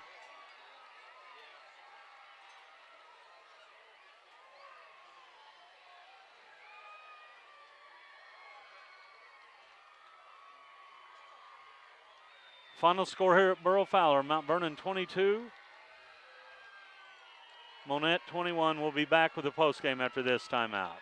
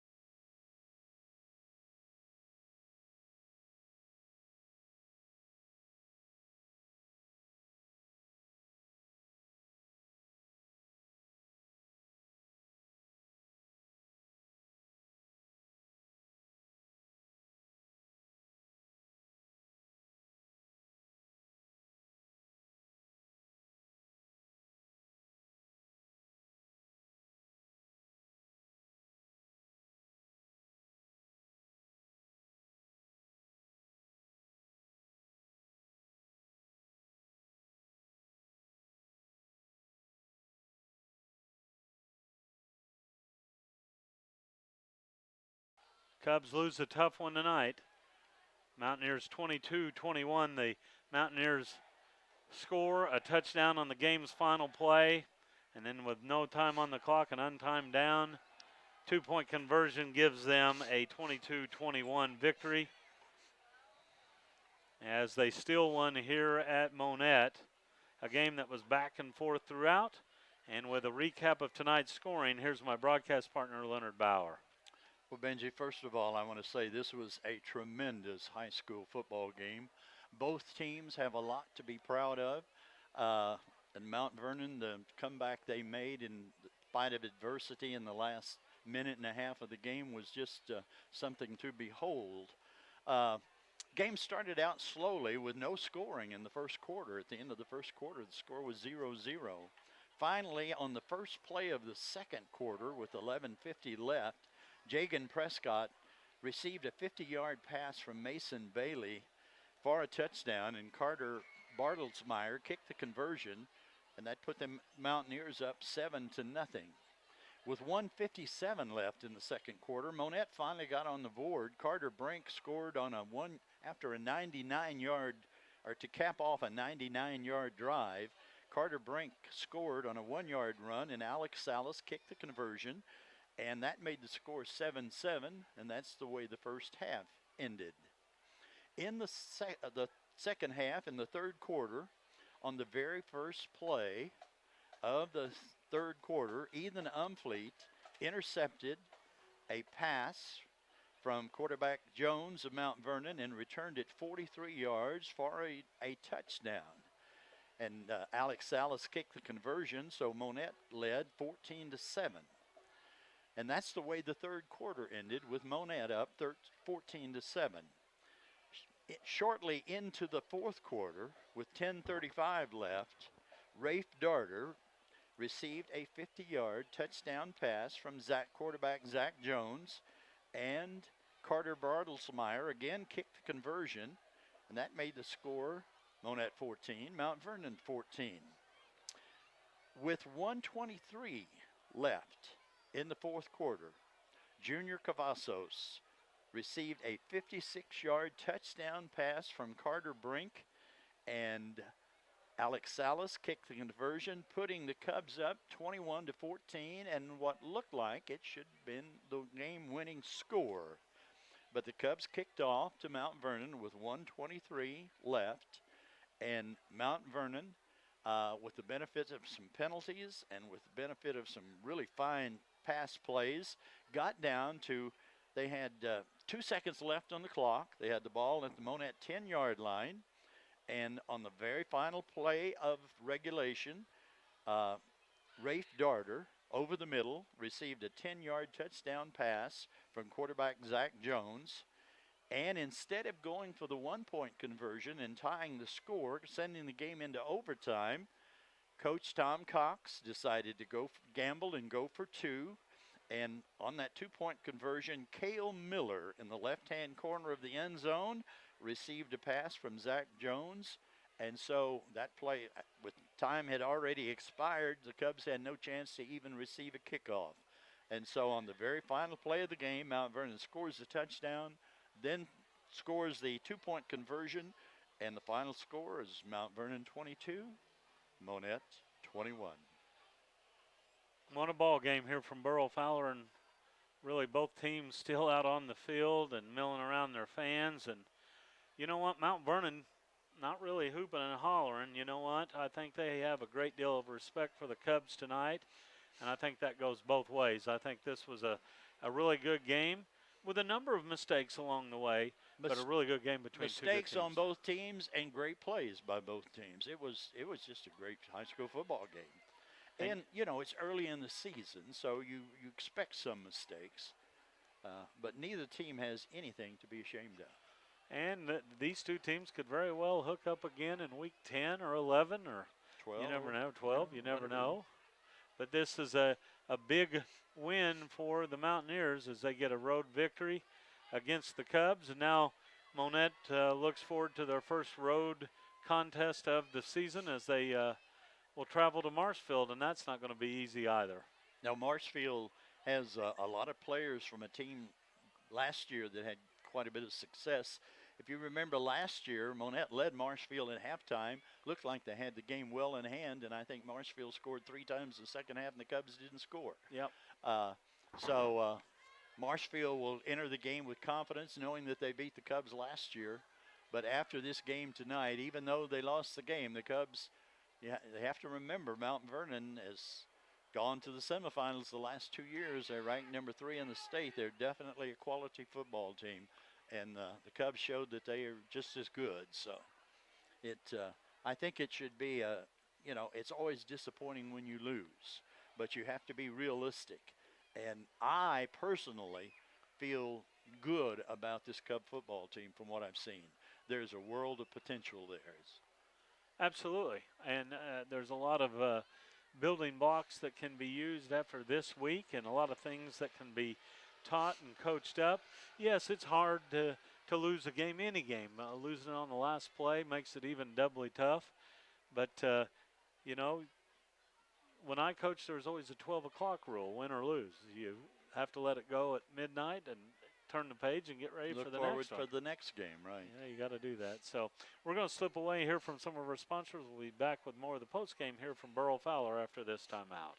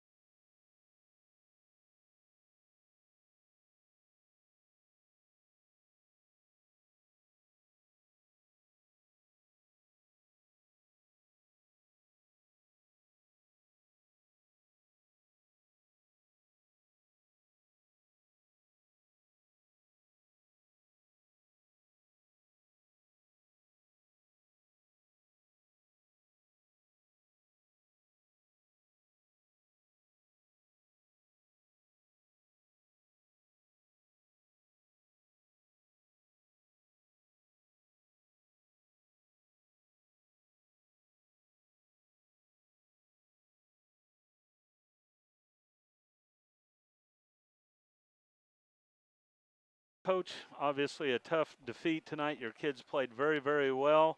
Mount Vernon got you at the wire. Your thoughts? Yeah, it was a heck of a game. Going into it, I knew this was going to be a really good high school football game, and it's one of those games where you experience all the emotions, from going super highs, and then back down and super highs again, and then at the end just one final play away from winning a football game. And I thought our kids played really hard, and I don't know. I'll give Mount Vernon credit; they didn't give up. I mean, you're talking they had to drive however many yards to get that final score and then go for 2, which was a good call by them. Their kicker, had some close kicks there. Had one that barely made it. So, and then on the road, he had a good 2-point play that he used. We didn't have any timeouts to call a timeout, maybe just to make him so we see what they're doing. We had to burn a timeout.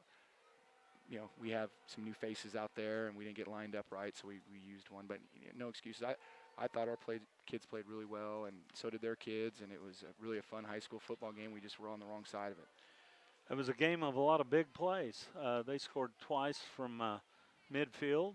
You had some big plays as well, and interception return for a touchdown. So, I know there's going to be a lot of things that you can take from this on a positive side, and a lot of things that you can obviously coach up to. Yeah, we had quite a few mental errors, just silly stuff. But first game, you hope that you don't have too many of those, and we didn't have. I mean, we had enough, and we still should have won, or not should have, could have won a game. You know what I mean? And so, but it's the first time some of these kids have been tested in that, and a little adversity, and I thought our kids, they fought. Defensively, I thought we're much improved from last year. We got a pick six, which we didn't have a turnover for a touchdown at all last year. We didn't have many turnovers last year. So our defense is tough. I think our secondary, for the most part, is better. We did let up a lot of yards on some jump balls, and I thought Wes Merriman played really well in that first half. I mean, he was in the backfield quite a bit, and he may have played himself out in the first half a little bit. I mean, he was back there so much, and he's going two ways for us. But I thought it was a physical football game. We wanted to make it a physical football game, and I thought Brandon Majors did a good job for his first time carrying the football, and I thought Carter did a good job. He runs the team, and so we're going to get better, and we're going to come back from this. But it is it's not a good feeling right now for these kids, and I saw a lot of kids tearing up. But that's part of a good football game. There's got to be a winner and a loser. Yeah, it was tough, and there were some. I don't know. Don't want to say fluke plays, but some unusual plays where Mount Vernon were able to come through. There was one in particular. You have three defensive backs on one wide receiver, and he comes down with the ball. But another one was second down and 32, and a play that goes for 50. So those are type of plays that you eliminate. Those type of plays. It doesn't come down to a final play. Yeah, I mean, the one kid's laying on his back, I mean, he just had the awareness to catch the ball, and that's a ESPN top 10 play right there. I mean, that was a heck of a catch and just, fluke play, but, he's a good player too. So, I thought Junior's run where he caught it and broke a tackle, that was a big play for us, I mean, that's a kid showing he's a senior, and I'm not going to let the first guy tackle me, and that was a big play, kind of gave us all the momentum, but it's like I said, hopefully we'll see these guys again. Maybe we're now in the same district, so now we may have an opportunity. But this one is tough, but we'll regroup and we'll be fine. I think one of the most impressive parts of the game tonight was your 99-yard drive. Backed up at the 1-yard line, facing eventually a 3rd and 5. Carter made a big play to get you out of the hole. And then you really put together a really good drive. Yeah, that was kind of our little miracle throw there. He chucked it up, and Junior went up and got it, But you got to make plays sometimes, and Junior did make a play, and Carter just, threw it up, and he knew that Junior was going to be in the vicinity, and he came down with it. And then we got physical with them, and we ran the football, and, scored there. And that was big momentum for us going into half. Our kids felt like, you could tell that we were wearing them a little bit down up front, and the kids kind of had a sense on that. And then we get that pick to start the half. I was feeling pretty good. But, again, they're a good football team, and they came back and answered. And, like I said, it was a tough one. Well, and then finally, in the third quarter, a couple of your backs got nicked a little bit. Majors had an issue with lower leg, and then I saw Umfleet Gimpy as well. And that kind of stalled your offense just a little bit. But to their credit, both those kids came back, played very well down the stretch. How'd you come through tonight's game as far as injuries go? I think we're good.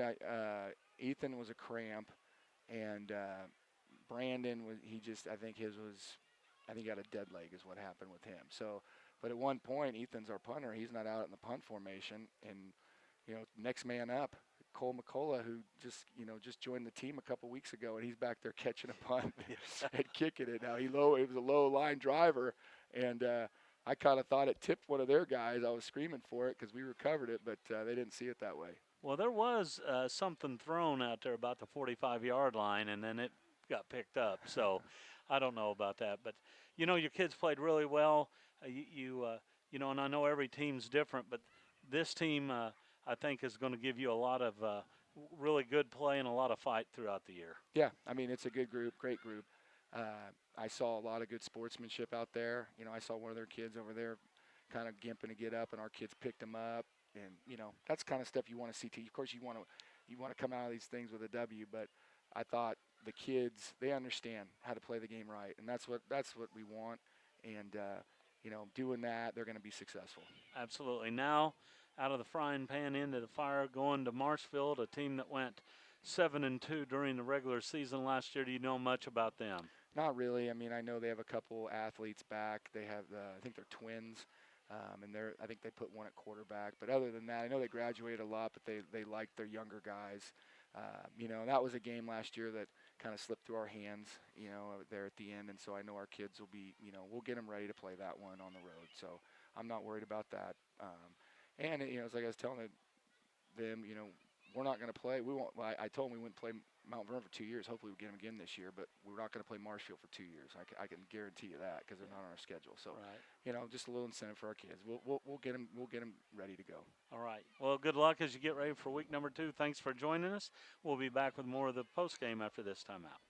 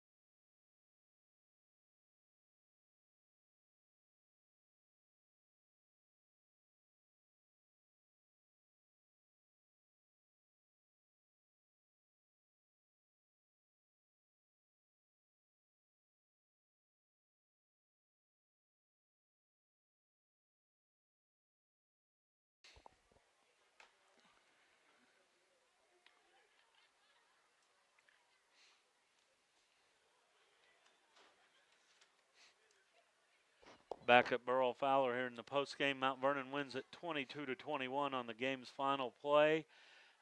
Just a reminder that this year the player of the game will be sponsored by Crowder College in Neosho, and a personal, like I said, a personal endorsement. My son started there this fall and really enjoys life down at Crowder, so I appreciate them also as a new sponsor for Monett Cubs. The player of the game, Leonard and I have been talking about this throughout the evening. One of the guys that I'm looking toward is Brandon Majors. Tonight he finished with 24 carries and 88 yards and came back from a cramp or a dead leg in the second half and really ran the ball well. But we're going to go with Wesley Merriman. Leslie Merriman. Merriman was tough throughout the game. He was just outstanding in the first half. He had 3 sacks of the quarterback, and other times he maybe didn't get the sack, but he was there in the quarterback's face, forcing him to throw the ball before he was ready. Quarterback Zach Jones showed great accuracy when he had time to throw the ball, and that was part of the deal on that last drive. He got time to throw the football. Their line stiffened a little bit and kept our defensive line off of him a little bit. But Wes Merriman was just a nightmare for their quarterback. And we say, and he also is a fine offensive lineman also. So I agree with you that Majors was outstanding. I was surprised at how well he ran the ball, and he was a key to the offense.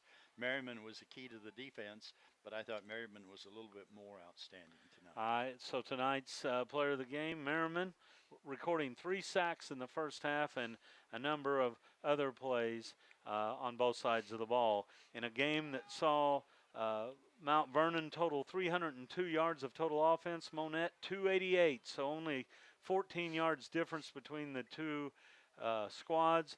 Monett with 15 first downs, Mount Vernon with 11. Mount Vernon finishes with 280 yards of passing. Monett ends up with 188 yards rushing and 100 yards passing in tonight's contest. Individually speaking, for Mount Vernon, they were led by Jones at quarterback, who was 16 of 27 tonight.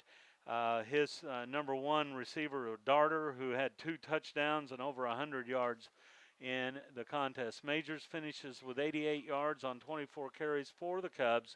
Brink 4 of 9 passing. Cavazos with 2 catches and 88 yards and a score. Well, Leonard, not the outcome that we want, but the type of game we expected. Right. At least for me, the type of game we had hoped for, because last year Mount Vernon dominated Monett, and I was hoping that we would play them evenly this year, and we did. So I feel like if we can play with Mount Vernon, we can probably play with any team on our schedule. I would agree with that. A year ago, it was a 30-point difference. Tonight, it was 2 seconds, and it makes a big difference. A year ago, Monett hosted Marshfield. It was 31-23 Blue Jays, but that was a game that Monett led, I believe, 23-10 at halftime. And like you said, right. 3 scores in the second half. We'll see if the Cubs can turn that around. The Cubs will be on the road the next 2 weeks at Marshfield and at Cassville in the Battle of Berry County before they return to host a couple of games with Lamar and Rogersville. Well, it was a lot of fun. Good atmosphere, good crowd, well-played game. What do you say? It's high school football. It's exciting, and I'm just looking forward from 1 week to the next. The next week is Marshfield. We get to travel there, by the way, and we get to find out what kind of facilities they have. I haven't broadcast there. I haven't been to a football game at Marshfield before. Have you? I have, and I've been in their press box, but it's been so long. I've been in so many press box. Well, I've been in bleachers too. We've been in bleachers too, but I think they have a pretty nice facility, and but we'll see. It's been a while since I've been there. So, thank you, Leonard. Had a lot of fun. Enjoyed. I always enjoy working with you, Benji. I thank you for putting up with me. Well, that's not a problem. I don't put up with you. I enjoy it. As we come to the end of tonight's broadcast, I'd like to thank all the fine people here at Monett High School for their help and hospitality, not only tonight, but like forever. I'd also like to thank Coach Ewell for visiting with us in the postgame show. I know it's tough for him to come up here any night, but especially after a tough loss. It's great to hear from him each week. A special thanks go out to all the fine sponsors who make our broadcast possible. We could not do this without your support. So Cub fans, get out there and support these local businesses and let them know how much that you truly appreciate their support of Monett Cubs football. And finally, a big thank you to our listeners. Thanks for being with us each and every Friday during the season. And hopefully you enjoy listening to the games as much as we do, bringing them your way. Just a reminder that our next football broadcast will be coming your way next Friday evening as the Cubs will travel to Marshfield to take on the Blue Jays. Pregame set to begin at 6:25 with kickoff scheduled at 7 p.m. from Marshfield. Once again, our final score from Monett, the Mountaineers 22, the Cubs 21, for my broadcast partner Leonard Bauer and our producer-engineer Ryan Dasso, who's high above the stadium. This is Benji Finsky saying thanks for following the Cubs and good night from Burl Fowler.